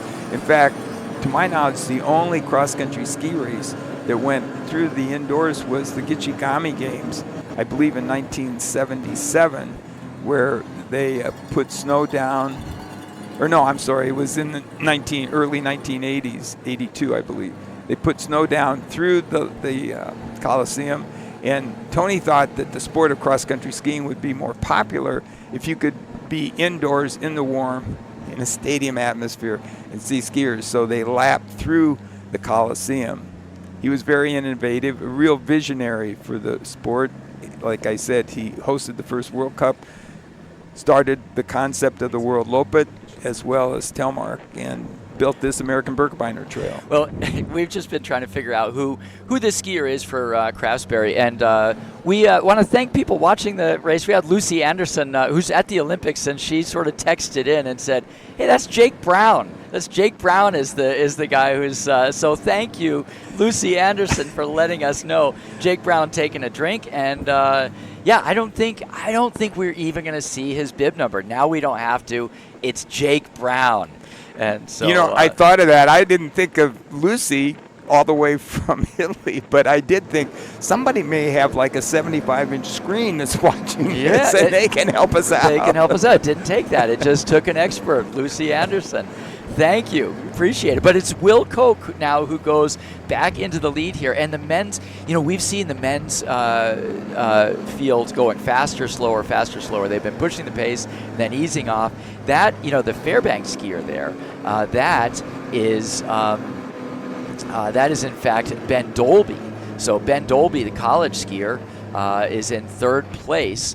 He skis for the UAF Nanook. So the pace has come back down. Gerard Agnelé relinquishing the lead, as does David Norris. Those guys fading back into the pack here to let some of these skiers take over for a bit. So Will Koch, they're in the lead with the BSF skier, and Ben Dolby back there in third place in the white UAF Nanook's suit. So the men's, we speculated earlier that the men may catch the women because it seems like they're keeping the pace a little bit higher more aggressive than the women are skiing this race. And I still think that's the case, although we definitely have times where the pace is easing off and then picking back up again. Right now, I don't know that the pace is all that high. Doesn't look like Will Koch putting that much effort into this, but he is leading at the moment. But as you say that, as we look at the insert, the women are just kind of coasting along. That's right now. That's right. So, you've got different strategies here, and it has a lot to do with confidence and where you think your strengths and weaknesses are. And you've got skiers who say, I don't care how slow this race goes. My goal is not to ski a fast Birkie. It's to win this thing. And if we go slow and I'm a great sprinter, that would be awesome for me because I can come out of the lake nice and rested, and then I can do something about this. But that's Will Koch in the lead here, and we'll try and figure out who the BSF skier is behind him. We may be able to see his bib a little bit better than we were able to see Jake Brown's, who we still haven't seen. But the men's field slowing down a little bit, but not like the women. I think the women are really... you've got Elena Sonesson, who I think probably has to be considered the favorite, but she's also a good sprinter. And so I'm not sure that she really needs to win this thing early if she can win it late in a sprint. And that may be Graham Houtsma from... I was just going to say, now that we've established the precedent of Lucy, I just got a message from U.S. ski team coach Brian Fish that's Graham. This is fantastic. And I think I can say for both of us, we appreciate all the help we can give. Yeah, we're going to be out of a job, so I think maybe I'll just ski this race next year. I'm going to start training this summer and race the Birkie next year because we're not needed in here. We've got the public calling in and helping us out. I really appreciate that. So, but we have Chelsea Youngberg in the lead now. We know who that is, and we know that that's Jessica Yeaton in second place. I see Renee Anderson in there, and now they're about to cross another road. Where are we now, Dennis? That looks like the gravel pit food station, which is about 9 kilometers south of the Double O. Okay. And the men's pace, it's whittled down a little bit, and I don't even see anybody in the background now. But the men's pace also a little bit lower than before. That's bib number 5. I think that's Scott Hill in the lead now. Scott Hill in the navy blue suit, wearing bib number 5.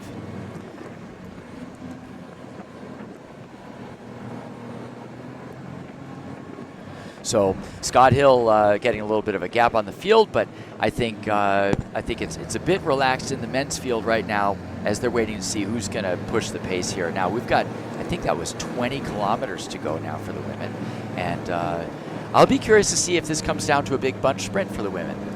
The other thing that they've got, but before we get to the bunch sprint, they got to get across the lake. And last year, well, the other thing I wanted to add is there's some opportunities that occur after Mosquito Brook. You know, to climb from the brook, then you've got Bitch Hill, then you've got, as we talked about, Sunset Hill. And so if you're really good at going up those steep elevations, you may be thinking about, that's when I'm going to make my move. There's no sense wearing myself out. I can drop some of these ladies or men in either field with those climbs. If that doesn't happen, though, then it's going to be a sprinter's race, I think. Well, that's right. And it can be a lot less of a risky move to wait until later, especially if you feel like you've got the fitness to do it. If you feel like you have the racing fitness to do it, going later is a lot less risky than going early, because even though you may get a big gap early, there is the potential in a race like this, unlike a 30-kilometer race or a 10 or a 15-kilometer race, where you're not going to run out of gas. There is the possibility to get into a bonking situation where you run out of blood sugar and you just can't ski yourself out of a paper bag. And if that happens when you're hitting, you may even have a 2-minute lead when you get to the lake. But if you can't make it across the lake, it'd be real disappointing to be winning by a bunch and then lose it there. So a less risky move is just wait until Sunset Hill or wait until Bitch Hill, somewhere in there. But there's also something to be said for sort of ambushing your teammates and doing it in a place where they don't expect it. Everybody knows that somebody's going to push the pace on Sunset Hill. For example, in the women's race, if you're just kind of hanging on there, you may feel like, okay, we know the pace is going to be high on Sunset Hill, so I'm going to be mentally ready for that. All I have to do is get over the hill, and we've got a long downhill. If I can make it over the hill with the leader, I can get downhill, get across the lake, and then I'm in it. But if you go earlier, you can really surprise people. But then we're going to come across the lake, and we were getting to that. You know, yesterday the lake had some ice on it, had some standing water on it, but I think, and they were skiing. If you were watching the Quartal Open coverage, they had sort of a strip of snow. Right, just basically one track. So passing on the lake, particularly if you had a field like the women's field we're looking at now or the men's, it's going to be very hard to move up if you allow yourself to be at the back of that field, because the lake, you can't go out around. You're just going to go onto ice, I'm afraid. Right, and today, you know, with the wind on the lake, it's not much wind, but it's about 5 or 6 miles an hour, and it's out of the northwest, according to the National Weather Service, what I read earlier. So that's going to be kind of a quartering headwind on the lake. And so if you wanted to pass on the lake, you're going to be, you may have a situation where everybody's trying to stay out of the wind and stay back on the lake. And so you might get onto the lake, the skiers may get onto the lake and say, hey, with this, we've got a little bit of headwind, it's not much, but it's enough that I'm not going to take my chances by going around on the lake. So that may also cause the sprint to come even later than it normally would. Bib number 515, I don't think she's We gone haven't to front mentioned yet. her so far. That's Emma Reeder. Emma Reeder from BSF. So she goes to the front, and right behind her BSF teammate. I didn't see who is behind Emma Reeder. Did you see that, Dennis? I'm sorry. I wasn't able to discern. We'll try and pick that up. But yeah, I think both of these races, both the men's and the women's race, we've had some hard pushes on the men's field by Gerard Agnelé, by David Norris, and they have been unable to break this field up. We saw only one really hard push from Elena Sonesson, and it was to get the sprint preem, but she seemed satisfied to come back into the field there. We don't have a headwind today. Sometimes we do in this race. Sometimes we've got a headwind coming, and you know, against the field the whole way, and in this hardwood forest, you don't get that much reprieve from the wind. But today we don't really have much of a wind, but I think on the lake we may have a little bit, and so yeah, we may be headed for big sprint finishes on both the women's and the men's field. But it's Emma Reeder Emma Reeder still in the front, I believe. That's bib number 515. And you saw in the men's field, it didn't look, even though they were skiing in a line, unlike the women who were all skiing in one big bunch here, you didn't see the men looking that stressed in their group. No, absolutely not. And I think the snowmobile fading back so we can see all those men in the group, and they'll be looking to get back ahead of the men when they get an opportunity to do so. Again, the snowmobile drivers, safety being the primary importance, they'll be looking to only pass the skiers when it's safe to do so. And they're professional drivers out here. And this is the snowmobile looking at some of the elite women who have fallen off. In the inset is the men's camera, and now they have an opportunity to go forwards. The men. Now we're coming back through the men's field. There's Ben Dolby in the UAF Nanook suit in the inset as the snowmobile has found its way to the front, and that is Scott Hill, I believe, in the front double poling. So Scott Hill taking an opportunity to stay in the tracks and save a little energy, not using his legs to skate. And the women going absolutely pedestrian pace here, as nobody is really feeling an urgency to push the pace here. The second place woman in the BSF suit, we should have recognized because she's been at the front occasionally, and that's Erin Bianco, skiing for the Bridger Ski Foundation out of Bozeman.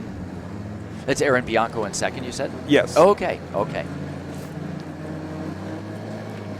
You know, the thing, speaking of snowmobile drivers, because I wouldn't want to do this, you know, you want to keep a proper distance so we have an accurate picture from our camera. On the other hand, though, they go slow uphill and they can hit 30, 40 miles an hour on the downhill. So it's as a snowmobile driver, you're like pushing ahead, braking, pushing ahead, because you know, so that when we get this constant distance from our skiers, from our camera, those guys are doing an amazing job. No, they're doing a fantastic job. Yeah, and the camera operator is facing backwards. So you really have to trust your driver. Yep. Because they can't see anything that's coming at them. And I probably shouldn't repeat this, but we lost a camera operator 1 year. Yeah, a few years ago. That's right. Yeah, it's not easy. It's not an easy job. Not. You got to strap in, for sure. But yeah, the women. And this is Erin now coming to the front. Yeah, Erin Bianco. Behind her is Emma Reeder. I see in the green hat back there is Caitlin Gregg back in about 7th or 8th place. Yeah, and just ahead of her off on the far left, that's Elena Sonesson, yep, the Team Birkie suit. Renee Anderson in about 3rd place in that APU suit.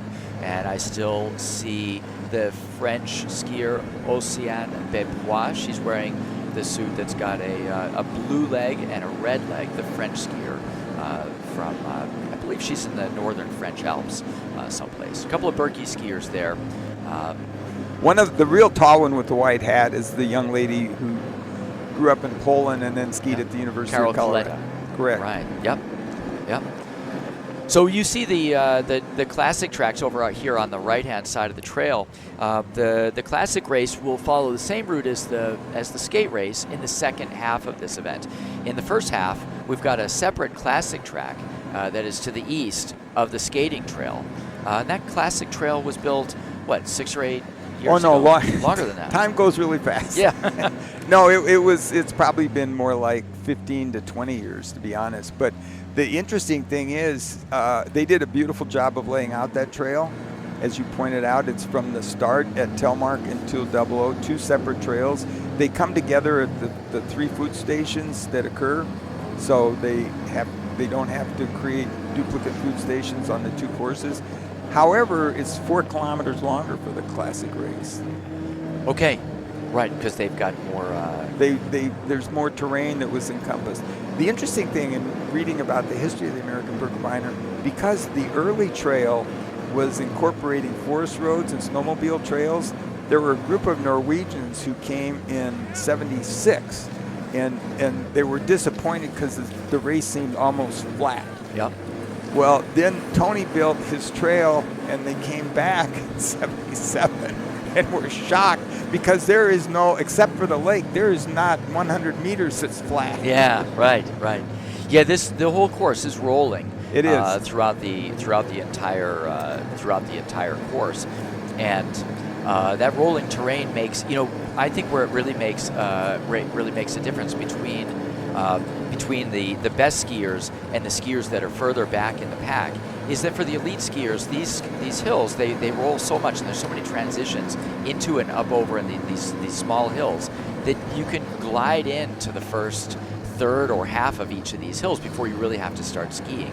And so I think for the elite skiers, this is considered a somewhat easy course because there are very few long grinding hills, and even Sunset Hill and Bitch Hill aren't really that long as compared to some other races that have hills that go for several kilometers. But all of the hills here, they sort of, you roll into them and you roll over them. But the skiers that are further back in the pack, they're less adept at transitions into uphills and bringing that momentum and inertia into the uphills. So they're basically having to climb each one of these hills from bottom to top, whereas the elite skiers, they kind of glide into them, take a few strides, they're over the top. And so I think that's where, if you speak with sort of middle of the pack citizen racers in this race, they will tell you most of the time, yeah, that is a really hard course and it's really hilly. And if you speak with the elite skiers, they say, oh, this is a nice course. It just kind of rolls. You're just kind of rolling along, and it's a really pretty simple course. It just rolls all the way from start to finish. Well, I would just say, and definitely I would never consider myself an elite skier. I've skied marathons in 12 countries. This is my favorite course. Not because I live here, but because of those constant transitions you go from a V1 to a V2 to open field skate. You go to Norway, the profile is very simple. You climb, you're above the tree line, there's a little saddle, and you descend. Yeah.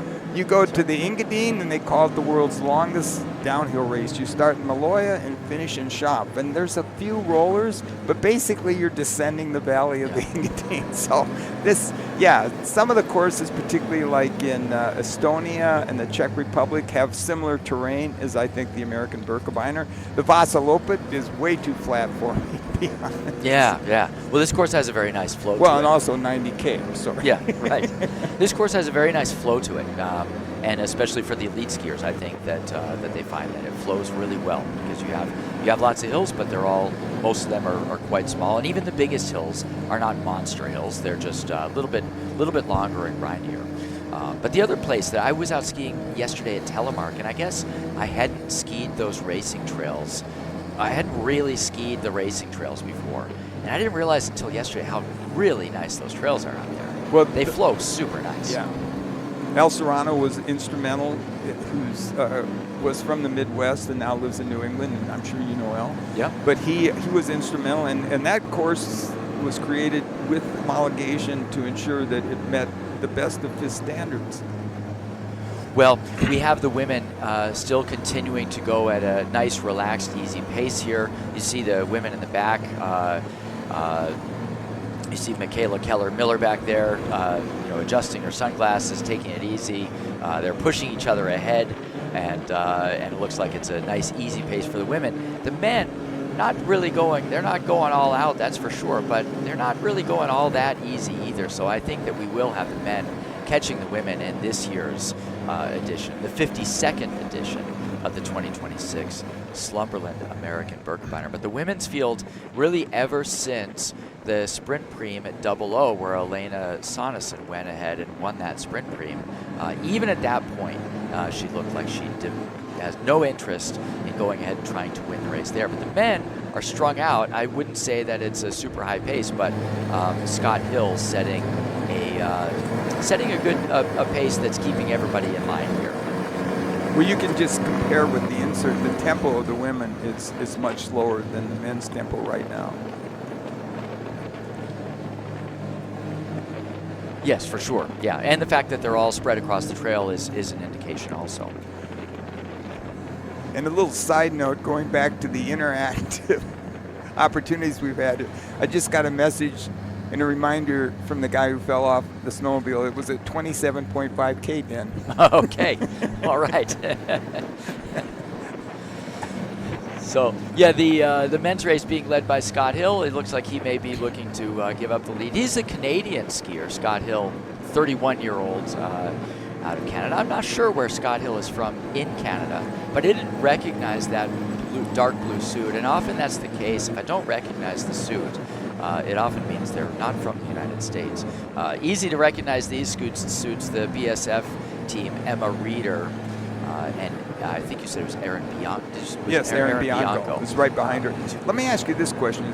As we look at these fields, particularly the women's field, you see groups of teammates. You know, we've got Reeder and Bianco right in the front, but we've got a number of Team Berkey athletes, including Elena.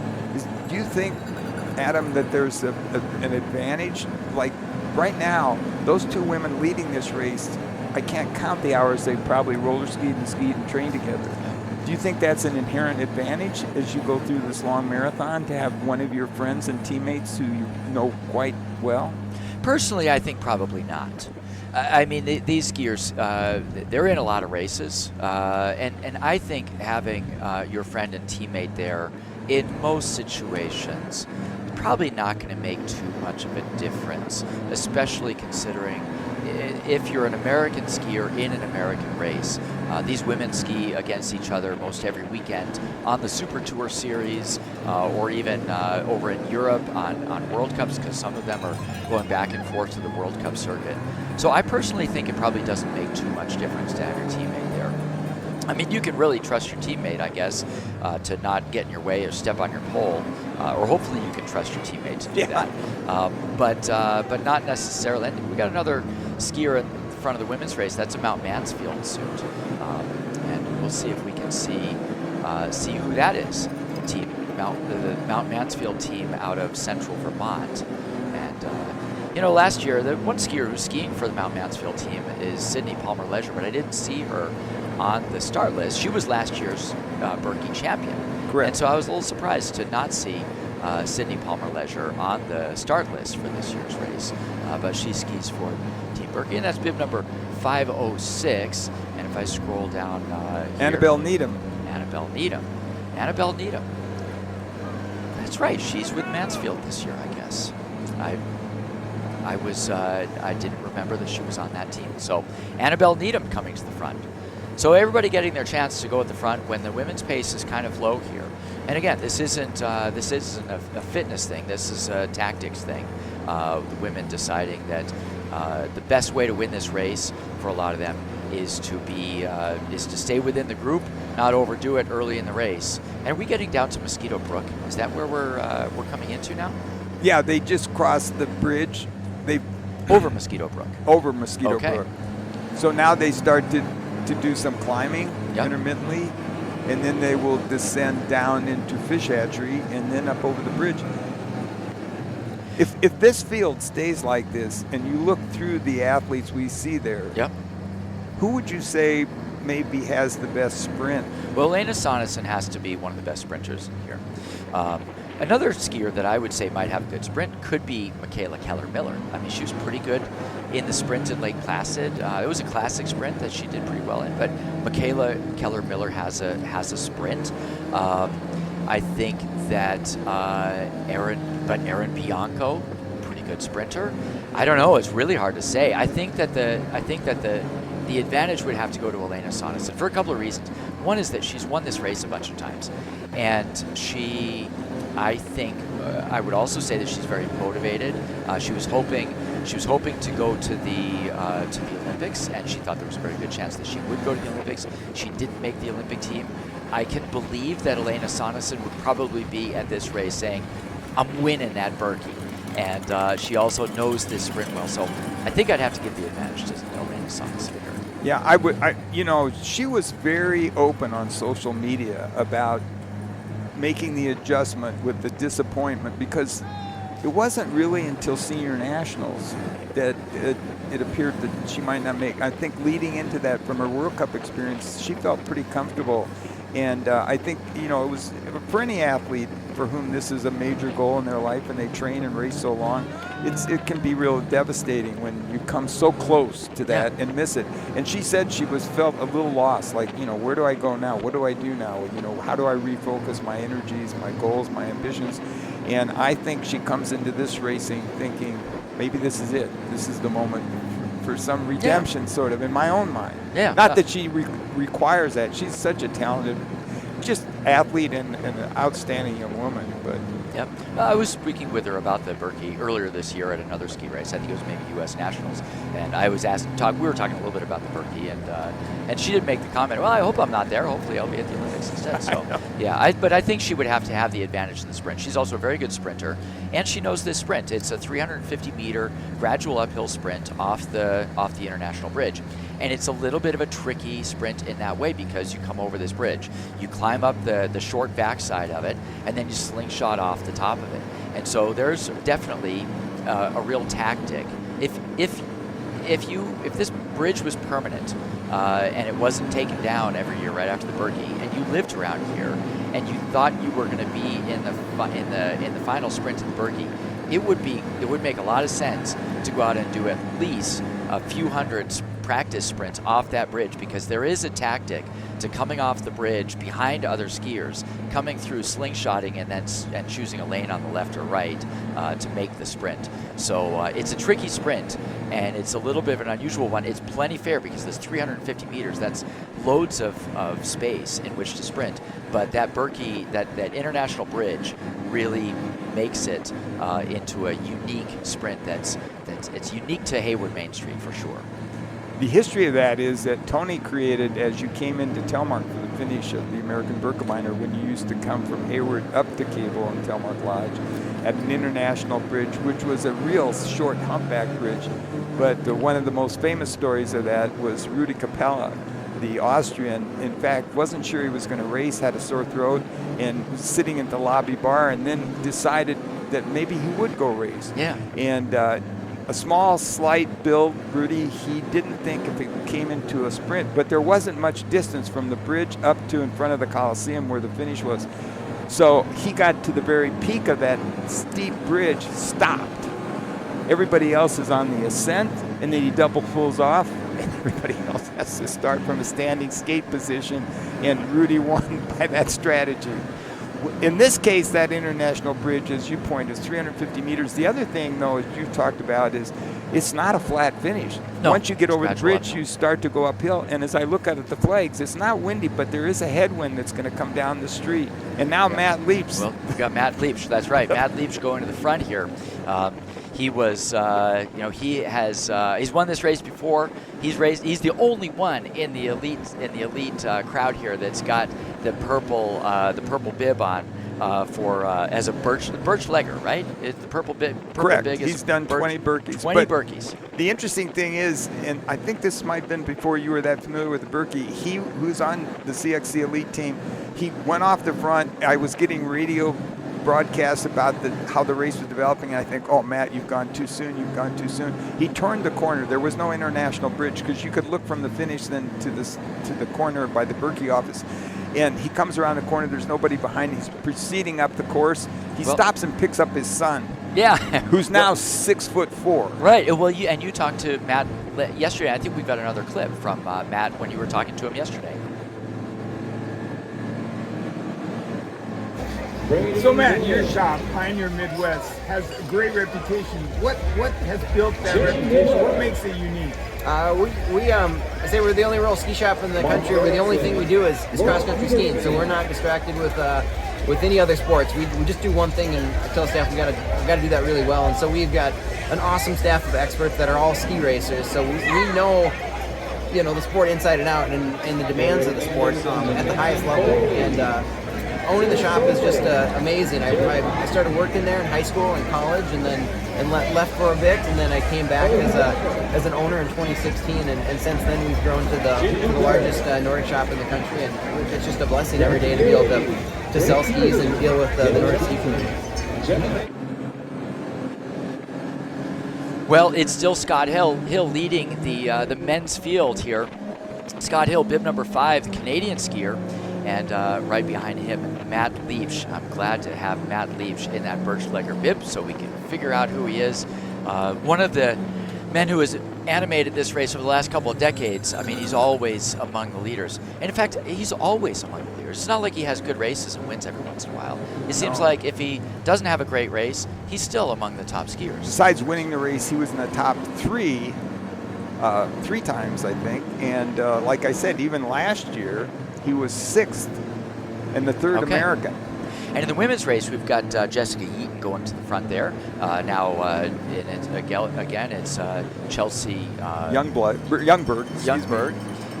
going to the lead here. So if Chelsea Youngberg can win this race, that would be something, because she just doesn't race too much outside the region. That kind of reminds me of a story, and I know I've told this story before, but Todd Boonstra and I were often roommates over in Europe when we were racing over there, and Todd Boonstra had a lot of good international results, but he had never raced the Birkie because he was always over in Europe racing. Where are we now? They've just crossed Mosquito Brook Road. Okay. And that's one of the chalets that are built at the food station. Actually, this one is built by the organization of Birch Lakers. It's a club of people who've all skied at least 20 Birkies, and they've been very proactive in promoting the sport, to their credit. Yeah, well, we've got the men coming through there, and David Norris going back to the front. It's Chelsea Youngberg here in the front with, I don't know if that was Caitlin Gregg. I think it was Caitlin that Gregg. went to the front, but David Norris coming into Mosquito Brook.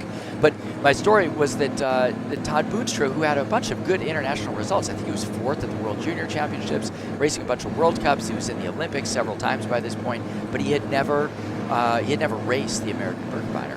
And so he said, yeah, when I go back home in the Midwest, people are like, oh, I don't know, well, you've been in the Olympics, you've done some of these races, but can you qualify heat wave for the Birkie? Because that's the true test of whether you're a good skier or not. And he said, finally, I went and I raced the Birkie and I won. And then finally, I got some credibility in the Midwest. So Chelsea Youngberg, if she can win this race, that's all she needs to do. Just win the Birkie. She doesn't need to travel around and do a bunch of races other places. In the lead now, it's David Norris, the Colorado skier, originally from Fairbanks, Alaska. Scott Hill right behind him, the Canadian skier in the dark blue suit.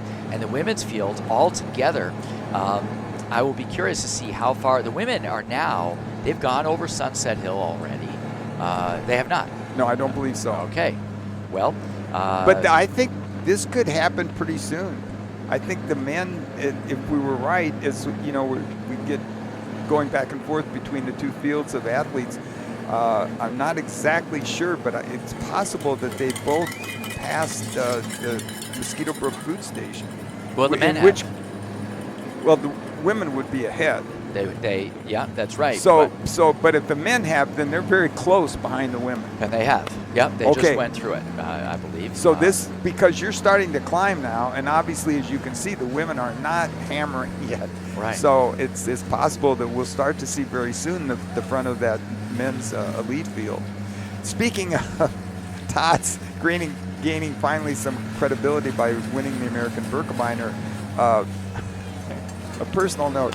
I skied my first Birkie in 1978. I've been on golf courses in Illinois. I made my own knickers out of some old dress pants to show you how talented I was. And the question in Illinois was, if you came to the Birkie, they only said, did you finish? Then I bought a cottage here and started to ski more in this area, and people started saying, well, what was your time? And I thought, well, hey, I finished.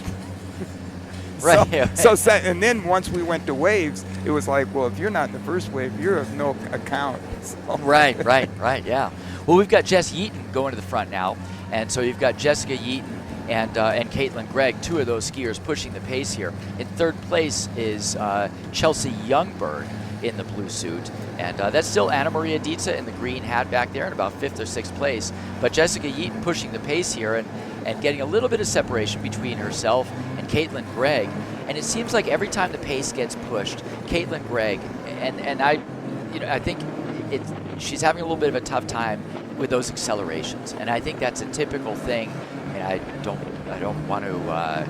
Well, I know you're being diplomatic. Well, as you get a little older, and I feel it myself. No, I agree. I mean, I understand what you're saying. I'm in my late 50s now, and the big thing that I find with myself is I have plenty of endurance, but the accelerations when I'm racing, when I'm skiing around with the college kids, they can accelerate so much more aggressively and more powerful than I can. And I don't think there's much I'm going to be able to do to accelerate with somebody like J.C. Schoonmaker. If we go out skiing, I mean, he can accelerate a lot quicker than I can. And I think I see here that Caitlin Gregg, when the pace gets pushed by like Jessica Yeaton or one of the other skiers who's a little bit younger than Caitlin Gregg, it's a little hard for Caitlin Gregg to keep up with those aggressive pushes. So I think that's just the way it is. And Caitlin Gregg, if she's going to win this race, it's going to have to be with a long push that just sort of causes attrition in the field behind her.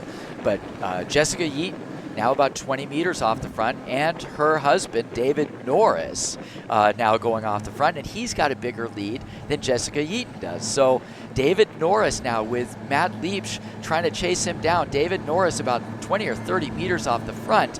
So those two must have telecommunicated husband and wife to each other and said, now is the time. That's David Norris going off the front. There is Jessica Yeaton. She doesn't have much of a gap over Chelsea Youngberg, so they're keeping it. She's keeping it pretty close to Jessica Yeaton. But Jessica Yeaton, obviously, her. And now they're entering Fish Hatchery. Fish Hatchery, okay.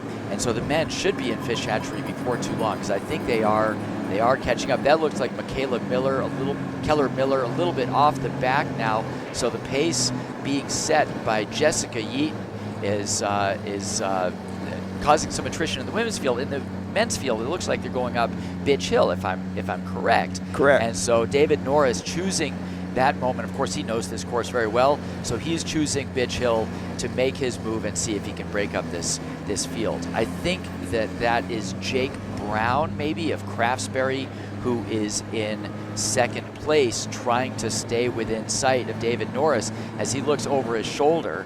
And I think they actually maybe were gaining on him, at least Jake Brown probably gaining on him on the second half of Bitch Hill. So David Norris is going to have to decide whether he's just going to keep the hammer down and try and break this field up, or what's going to happen. We've got a skier from APU that could be wearing the Fisher skis. I think that would be Ari Endestad, the skier in third place back there skiing for APU. And the second skier, the guy in black with green legs, is probably Jake Brown. And the interesting thing, though, Adam, is we look back through the field. Can you see Gerard? I didn't look too far. I didn't look that far back there. I couldn't see him at first, and I thought, I'm surprised. Front guys. Yeah, he may be, he may not still be in it. We'll see. We didn't see Gerard Agnelé earlier for a little while, and then he sort of showed his face at the front. So, and speaking of the women's field, my favorite to win, Elena, now has come up to second place. Yep. She was sitting back comfortably for quite a while. And she likely recognizes that Jessica Yeaton, I think she would know this about Jessica Yeaton, that she would look to push the pace early. Jessica Yeaton is not going to want to be in a head-to-head sprint with Elena Sonesson if she can avoid it. Jessica Yeaton's forte here would be longer pushes, and so she's been working as a physical therapist in Steamboat Springs and getting a lot of exercise. She and David Norris, I know they get out every morning and climb the hill, as I said at the top of this broadcast. But I don't think that she's really all that confident in a head-to-head sprint over the last few hundred meters with Elena Sonesson. But the men still kind of broken up here as David Norris pushing the pace as hard as he can to try to break this field up. Even if David Norris were to get into a sprint with somebody like Jake Brown or another skier, and if there were only 2 or 3 of them, then the worst you're going to do is being on the podium. So, David Norris also, but he still could win a sprint. He's done it before, and so he's got to have some confidence in his sprint also. But I think the lake is going to be the interesting unknown, because we don't know the condition of the lake. We know that there was standing water on it and that it's frozen over, so you have ice. The question is, were they able to push some snow into that section of the lake and cover it over with snow? And will that snow get pushed off in particular by the elite skiers? The later skiers may have kind of a sheet of ice to go across on the lake. There's plenty of ice on the lake, but it's a question of how slippery it's going to be out there. In the front now, bib number 590 is Elena Sonesson. And she's got Anna Maria Dietze behind her, and Jessica Yeaton in third, and Chelsea Youngberg in fourth. And those four look like they've gotten some separation from the field. So, and this is a housing development that's between, you can see some cabins there in the background, between Highway 77 and the Fish Hatchery. And they are very soon going to go over the bridge the Becker Bridge over Highway 77. Then they're going to climb up, and pretty soon they'll start after that just the descent down over Wheeler Road, across Duffy Field, and onto the lake. So, it's possible now. You've got 4 women who are got enough of a separation, unless there's a strong effort from the back to catch up, because once they get over that hill, it's just a question of gliding. And then the only thing about that lake, and I don't know if this has ever bothered you, you've done all these transitions. Now suddenly you're in 1v2 for 3 kilometers. Yeah. Oh, the lake is hard. And so sometimes, it's easy to cramp up if, because your body motion changes so dramatically from the constant transitions on these hills. Oh yeah, hardest part of the race, in my view. Hardest part of the lake is of the race is that lake, and I think that's Jake Brown. We're assuming that Lucy Anderson was right when she called it in, because we still can't see his number. But we're going to go with Lucy Anderson's calling in from the Olympics in Italy to tell us that that's Jake Brown leading the race over David Norris. And there's the women going across the Becker Bridge now in the inset. But in the men's race, Jake Brown leading David Norris, and the APU skier in there could be Thomas O'Hara. It could be Ari Endestad. I think we'll be able to figure that out. But the women being led by Anna Maria Dietze. Thanks again, Anna Maria, for wearing that green hat. That's the only way I can figure out who you are. So Anna Maria Dietze leading their crew down the hill, and that may have been Carol Coletta. No, Carol Coletta is not in there. It is Elena Sonesson in the Birkie suit, and right behind her in the other Birkie suit, Jessica Yeaton and Chelsea Youngberg, and then skiing, is that Erin Bianco, I believe, skiing for BSF.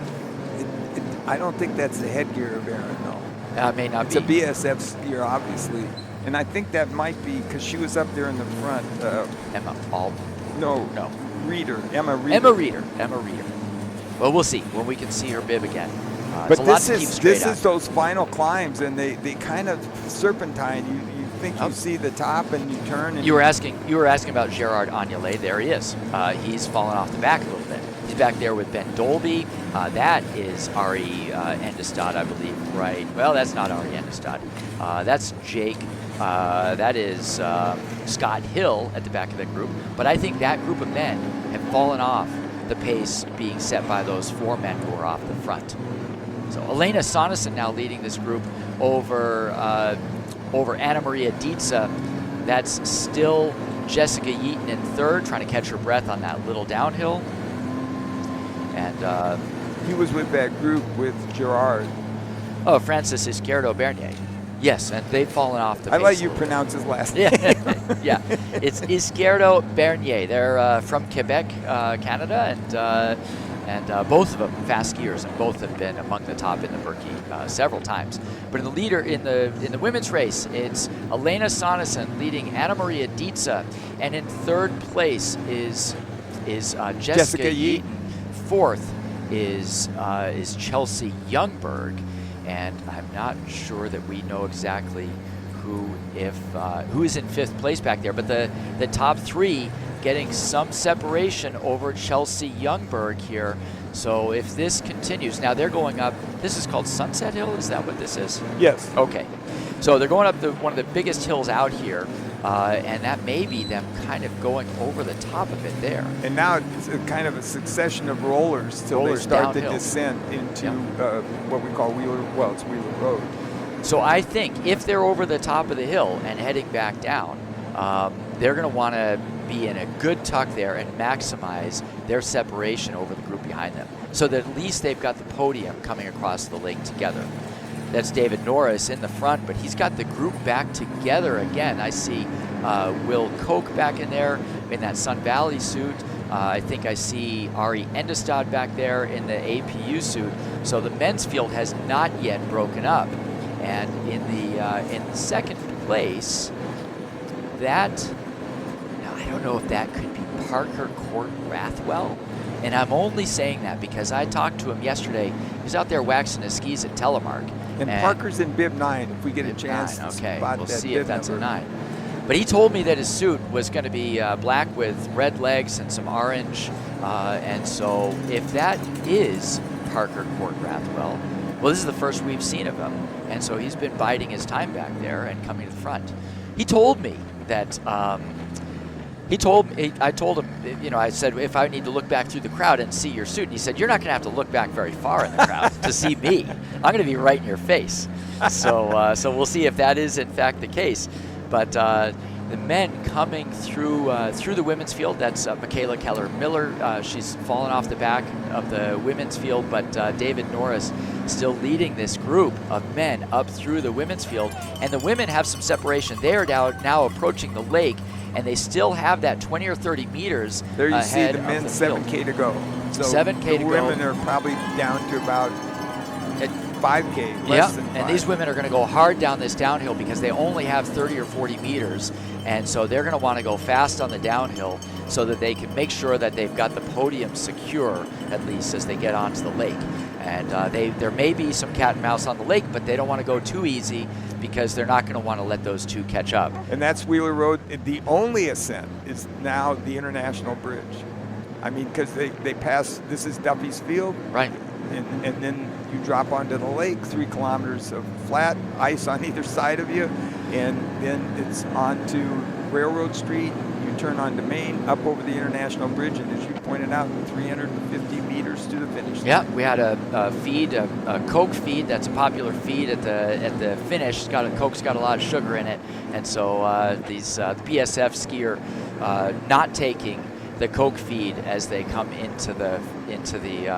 onto the lake. But we may have 4 back together because the BSF skier looking to get back among the top 4. She's going to make it. 5:15, I believe, if that makes sense. That's Emma Reeder. Emma Reeder. So it's Emma Reeder now who has made and it looks like Chelsea Youngberg may also. Chelsea's going to glide up to that group of now 4. So it's going to be a field of 5.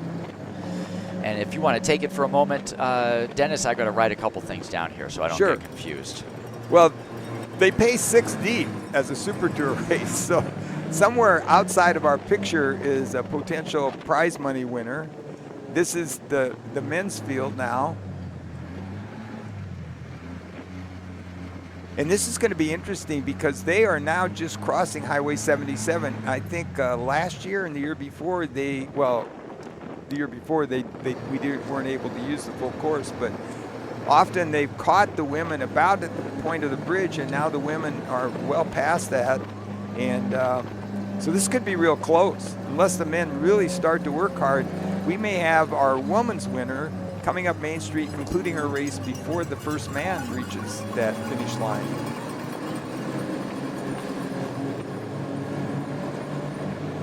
Yeah, so our top 5 in the women, once again, it's Emma Reeder, Chelsea Youngberg, Jessica Yeaton, Elena Sonesson, and Anna Maria Dietza.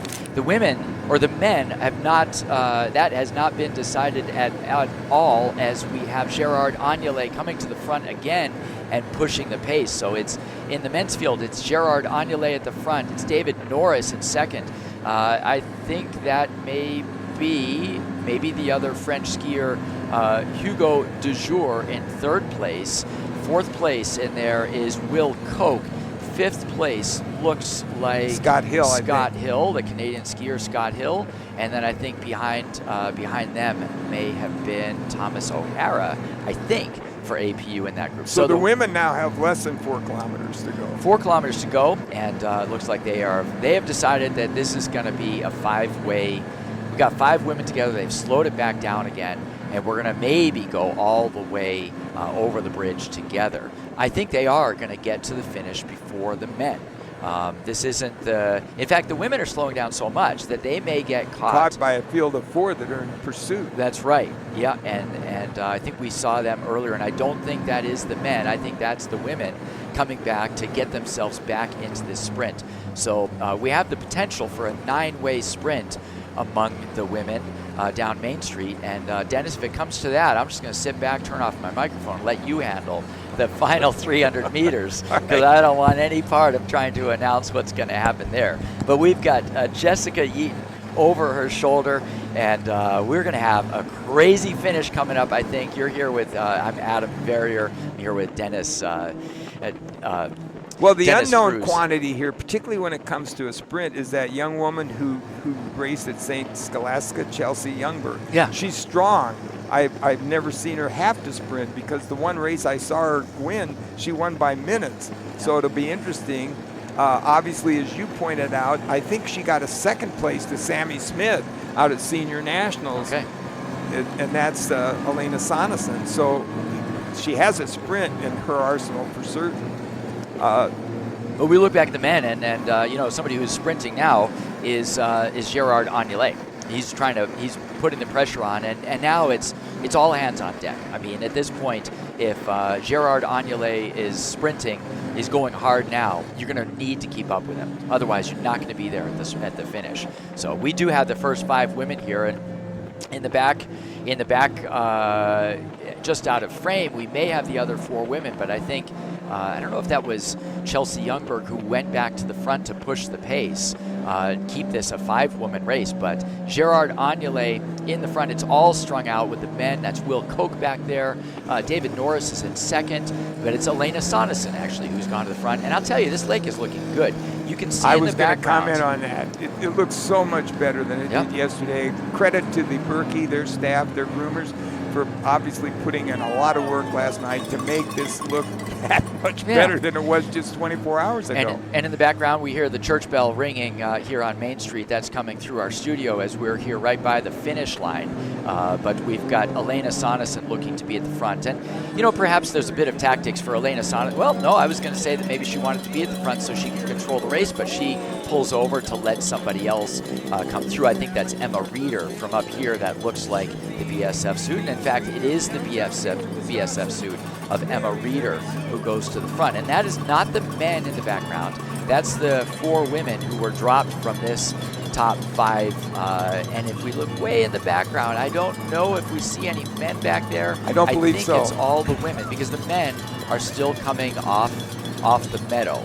So what this means, I think I can guarantee it now, the first skier is going to be a woman. Oh, and now we had a Chelsea problem. Youngberg. That was Chelsea Youngberg. Chelsea Youngberg had a fall. I don't know if she got her pole stepped on, or it's a little bit icy and glazy out there. You can see it's a little bit, the ice, they've had to plow it and grind it up. And so there's some undulations in that icy surface, so she may have fallen on that. But she's back in it. Well, I would also say, you know, from what I know of Chelsea, she's probably the least experienced of being in a tight pack and, you know, the pressure of coming to the finish of the American Birkebeiner. So it's Emma Reeder in the lead. Second, there is the skiing style looks like Jessica Yeaton. There she is. We've got Anna Maria Dietze in 3rd place. 4th place is Elena Sonesson. And 5th place here among the women is Chelsea Youngberg. And the way this sprint comes, they're going to come off the lake. They're going to make a sharp left-hand turn, do a bit of they're going to kind of ski for about 150 meters, take a sharp right turn, go up over the International Bridge, which is probably 3 meters of climbing up. You're just going over a bridge, go over the top. There's a little flat table on the top of the bridge, and then right back down, and then you slingshot into this sprint, and there's room for about 3.5 skiers wide, I would say. Yeah, there's clearly 3 wide tracks all the way to the finish. One of the things I might say is with the advent of the bridge, not only did that help the traffic on 63, but it changed the whole finish of this race because the Berkey was not allowed to put snow down until Friday night. So once they came up onto Railroad Street, it was just sugar. You know, because it didn't have time to set up. Now they've packed the snow since Wednesday. So as we get on to Railroad Street. Yeah, we're coming off the lake onto Railroad Street right now. So they're going to be just as nice and firm as any place on the trail as they come up Main Street. They're going to have a left-hand turn coming off the lake. There's the left-hand turn right now we see from our drone shot. Now they're going to make a right over the bridge, and the key is to slingshot off this bridge and find a track and not get blocked. It's going to be about 3 wide, so there's not going to be room for 5 of these skiers to be 5 wide. So Chelsea Youngberg, I think, is in a tough spot back there. You see that Elena Sonesson has gone to 3rd place, which is probably a good spot for her to be. Emma Reeder in 4th, but we've got Jessica Yeaton leading this sprint there. She's going up over the bridge. Now Anna Maria Dietze in the green hat. On the right, skier's right, is Elena Sonesson, and she's already passing Anna Maria Dietze over the bridge. And so it's going to be Jess Yeaton leading the sprint down off the bridge. There she goes, and Elena Sonesson is going to take the left lane. Anna Maria Dietze is going to try to do what she can back here. Looks like they're holding off. They've got about 300 meters to go at this point. Elena Sonesson skating still without poles. Jessica Yeaton, the only one using poles. There goes Anna Maria Dietze, and now Elena Sonesson ignites the sprint. Let's go of the reins, but on her one side or the other, Anna Maria Dietze looking to the right. Dietze's trying to make a move up. She's going to see what she can do on the right, but she's not able to do it, not able to get out of the draft. She's only got probably 100 meters to go. There, they've got 40 meters to go, and it's going to go all the way to the line. It looks like Elena Sonesson gets it over Anna Maria Dietze by a matter of inches. There's Chelsea Youngberg. So Anna Maria Dietze, second place to Elena Sonesson. And thank you, Alana, for making me a prophet of who would win this race. And I was looking so closely at those two, I didn't see who won between Emma Reeder and Jessica Yeaton. I know Chelsea I think Youngberg it was Emma, fourth. but I shouldn't repeat that because. And so Chelsea Youngberg in fifth. And among this field, there's Renee Anderson. So a great race in the women's race. Now here, the men are going to have another. We've got even more men than the women, and nothing's changed for the men. You only got room for about 3 or 4 skiers wide. You'll see as they come toward the camera. This is going to be a madhouse sprint. It is. And as they come off that lake, chaos is going to start. And as they're coming toward us with the view down the finish line, you'll see the snowmobile it may look like it's in the way, but it won't be in the way because it'll be out in front of them. That's sort of an optical illusion. But you'll have the snowmobile coming down the right-hand side as they're doing right now. But here we've got good sprinters in this field. We've got Will Koch is a good sprinter. We've got Gerard Agnelé has won this race in a sprint before. David Norris has won it in a sprint before. That APU skier is bib number 13. That is Luke Jaeger. Luke Jaeger. I don't know that I've seen him in this race yet today. And Luke Jaeger is a sprinter. He may be a little stronger in a classic sprint than a skate sprint, but watch out for Luke Jaeger because he's somebody who can sprint, and he's another man who would really like to have been in the Olympics. He was in the last Olympics. I think he probably figured he was going to go to this Olympics. He's in second place, so watch out for him. The fact that he's in this race is a bit of a dangerous thing. And I think as Will Koch in the lead, Luke Jaeger in second. That is still Scott Hill in the dark suit. He's Canadian. I have no idea what his sprinting bona fides are. We've got Gerard Agnelé back there in about 7th or 8th place.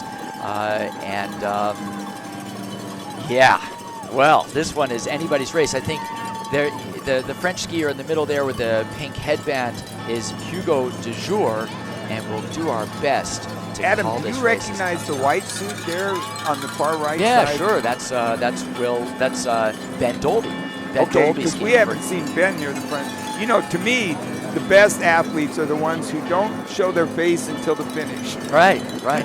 Well, we've got some new skiers in here, and I think the kind of surprise to me, just because I haven't seen him yet as this race has gone on, is Luke Jaeger. He's in second place. He looks to his right, and he'll be looking to defend that spot as his teammate comes up, and that may be Ari. No, that is in fact. Where is he on the list here? I'm looking for him here. The APU skier on the far left with the sort of pink hat. Yeah, that is. And now I've dropped his name. I mean, I talk about him all the time. I know who he is. Well, it's Will Koch who's going to lead the sprint over the top of the bridge, and maybe he's at the bottom of the. No, he's not at the bottom of the list. Well, we'll figure it out as it goes. We've got Luke Jaeger who's going to lead it over the top of the bridge. It's Luke Jaeger who's going to lead these guys down off the bridge, and he's already got a bit of a gap. He's going to have to keep that speed, though, as Michael Earnhardt, that's the name I dropped. Michael Earnhardt is in the pink hat on the right, skier's right, and he's coming through. I would say Michael is the best sprinter in this field. Well, my Luke experience. Jager's not bad. We'll see. We'll get to find out here in the next 200 meters because we've got Luke Jager leading this thing out. He's And he going to looks want really this good. really bad. We've got Michael Earnhardt looking to see if he can come around his teammate. Ben Dolby is the skier skiing for UAF. He may be on the podium here as he takes that lead. It's going to be Luke Jager who wins over. It looks like Michael Earnhardt second, Ben Dolby. Fantastic race to round out the podium. So it was Ben Dolby third, Michael Earnhardt second by my call, and Luke Jager wins the 2026 Slumberland American Birkebeiner. That was an excellent finish in both races. You know, it's I saw Elena Sonesson do this race. In fact, I was commentating. She went away early in the race and skied the whole race by herself. We had only one camera on her. She's a wonderful woman, but there's only so much you can say about any skier. And in this case, it's a lot of fun as we had these constant lead changes and then great sprints on Main Street in both the men's and women's field. I would say the course has held up. The weather's been great, and it's just been a perfect 2026 Slumberland American Birkebeiner. Well, Dennis, I got to run out there and interview these top skiers. Thank you for calling this race with me. Maybe I'll be back in a couple of minutes, but I'm going to go out there and see if I can talk to Elena Sonesson and Luke Jager, our 2026 Slumberland American Birkebeiner champions. Thank you so much, Adam. And I'll try to follow as we have more skiers coming in. This is what it is. This is the drama of Nordic finishing.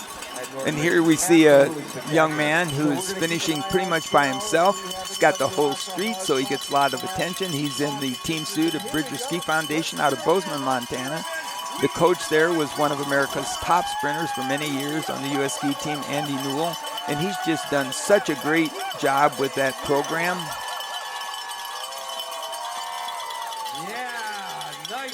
And I'm sorry I couldn't quite catch that number.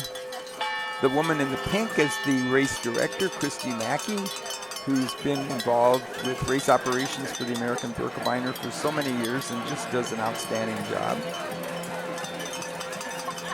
There you get a nice overhead drone view of the finish line.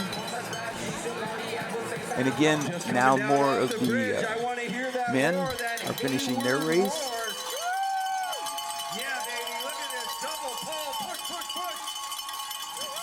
I do see the second skier there is the legend, Matt Liebsch. And Matt's trying to pass, and I think he may accomplish it at the finish line. Like I said, 15 times he's won the Moravasa Open. No, I think he got nipped at the line. Great job by Matt, one of the co-owners of Pioneer Midwest, one of the sponsors of the American Birkebeiner. He's talked about how much this race means to him, how much it means to his business. And another BSF skiers coming in with a BSF, one of the women on that team. As the men and women become intermingled in their finish now. So you can go to Primetime Timing or from a link on the Birkie.com website and get more information. 507 just finished her race, and I recognize her from Team Birkie, Greta Schultz. And there's our winner, Elena Sonesson. Watching the live stream, I didn't see you until like a kilometer before the finish. Can you take us through this race and how you raced it? And again, more women. I definitely was not the strongest person out I recognize that team suit of the Sun Valley Ski Education Foundation. Or no, I take that back. That's Annie McColgan. I apologize. Talking about the experience of her race. Now number 11 came by our camera. That's Flo Winker. Number 6 finishing his race is Thomas O'Hara of APU.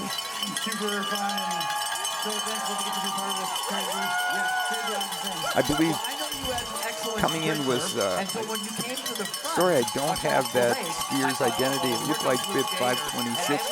506 is finishing. That's Annabelle Needham. She was at the front of the women's field for a while, working hard.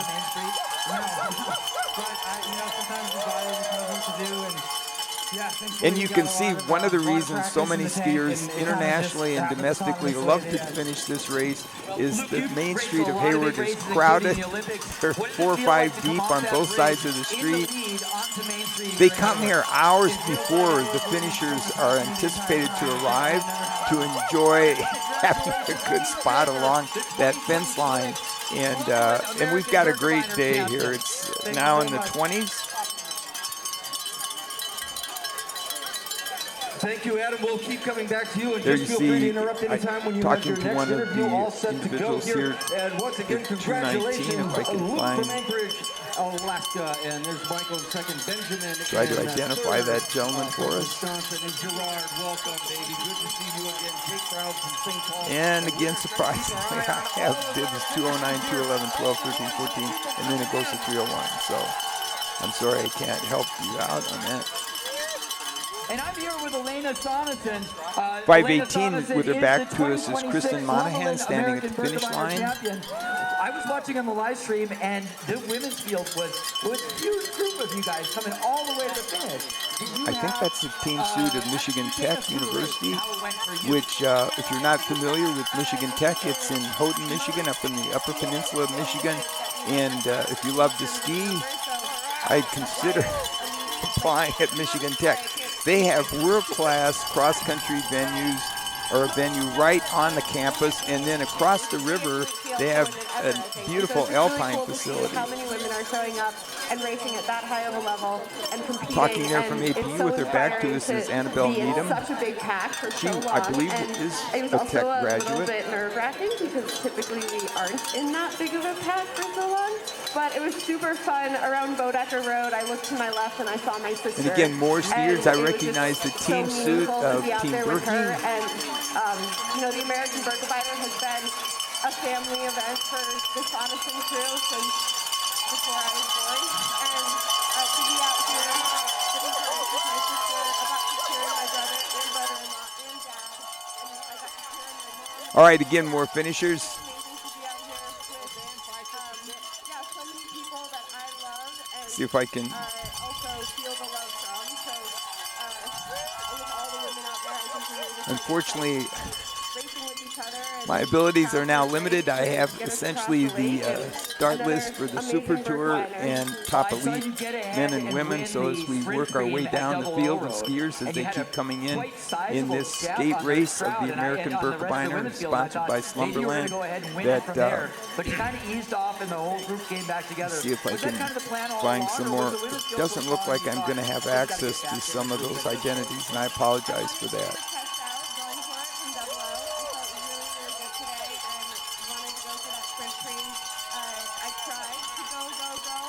And the 208, I do know that young man. That's Henry Snyder of Team Berkey just finishing his race. And so when I realized I was going to have to work way harder than I wanted to at that point in the race, with only 4 laps, I kind of decided, okay, I'm going to work with this pack still. And so I kind of grouped back up with them.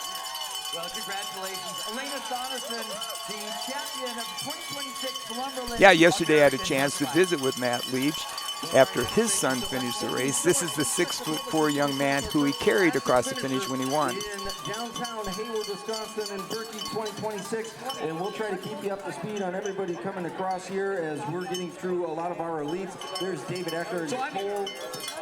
Hey, I'm here with Fabian. Hi, I'm here with Matt Liebsch. Matt, tell us about your experiences with the American Birkebeiner. Well, I fell in love with the race when I first started the sport. I managed to win in 2009, and I'm back this year as the presenting sponsor of the race with my shop, Pioneer Midwest, and we just love the community. We love all of our customers and all of the skiers and the energy here at the race, and it's just a great honor to be able to sponsor the race and actually participate and race the young, fast men that are gonna put a high pace tomorrow. I'm just gonna try to chase them as long as I can. So, Matt, when you won, everybody remembers why. Well, I skied fast, but I had enough of a gap that I stopped on Main Street and picked up my son and skied across the line with him. So I tell people my son Grant won the race, but it's pretty fun watching him turn into a passionate skier. And he raced the Quarterlope today, and he's a senior in high school and he just loves the sport. And that's why I love the sport so much, is it's something you can do with your family and friends at any level. So Matt, I know you're a sponsor. How important is the Birkie, you think, to the Nordic community? It's kind of for the Midwest and the rest of the country, it's kind of the heartbeat of the community. So a lot of people structure their whole training plan and training year and vacation time around the Birkie, their equipment purchases, and this is kind of the pinnacle event, and everybody shows up here, and so it's a great place to connect with your friends and ski family. It's important to the store. We actually outfit a lot of skiers with good skis and equipment and wax so that they can have their best race here at the Birkie. So for us, it's a no-brainer to partner with the Birkie and sponsor the Birkie and to race the Birkie. We love the Birkie. We live it every day, and it's just an awesome community. So Matt, your shop, Pioneer Midwest, has a great reputation. What has built that reputation? What makes it unique?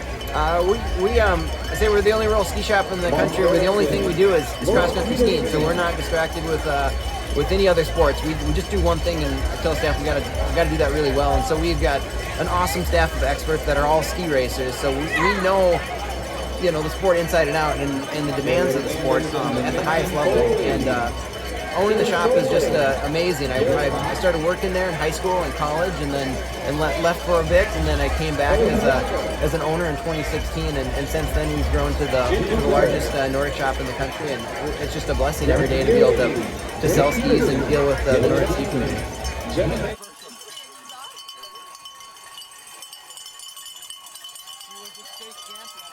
And we see more skiers coming in. Let me give you some interesting statistics as we watch these athletes finishing their race. There's almost 11,000 skiers between the Quarterlope and the American Birkebeiner. They are supported with 8 aid stations. That's 7 along the course, and of course then 1 here at the finish. We have 48 race chiefs to make this happen, and over 3,000 volunteers to support those chiefs. Approximately 30 tents are employed, even though there are numerous permanent facilities. At each of the trailheads, there's a food station chalet. We have a large infrastructure at the start. At 00, we have the S.C. Johnson Center. About 692 gallons of soup are served, 5,800 gallons of water, 2,400 oranges, 5,600 bananas, about 82 dump truck loads of snow were necessary to pack down the Main Street. And it's like organizing, the invasion of Normandy or something to put on this event.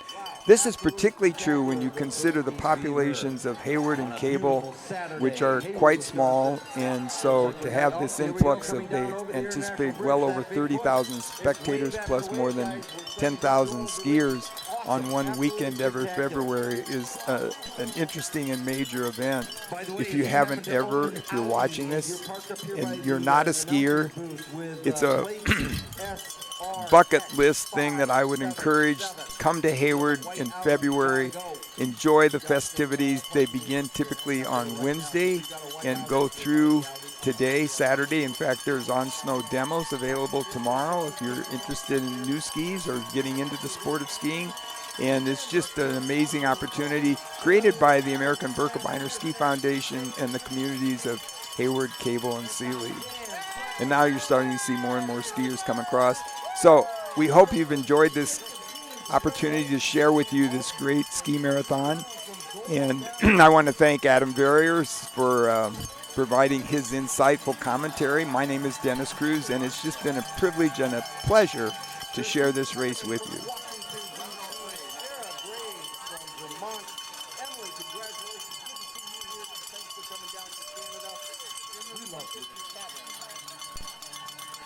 Snyder from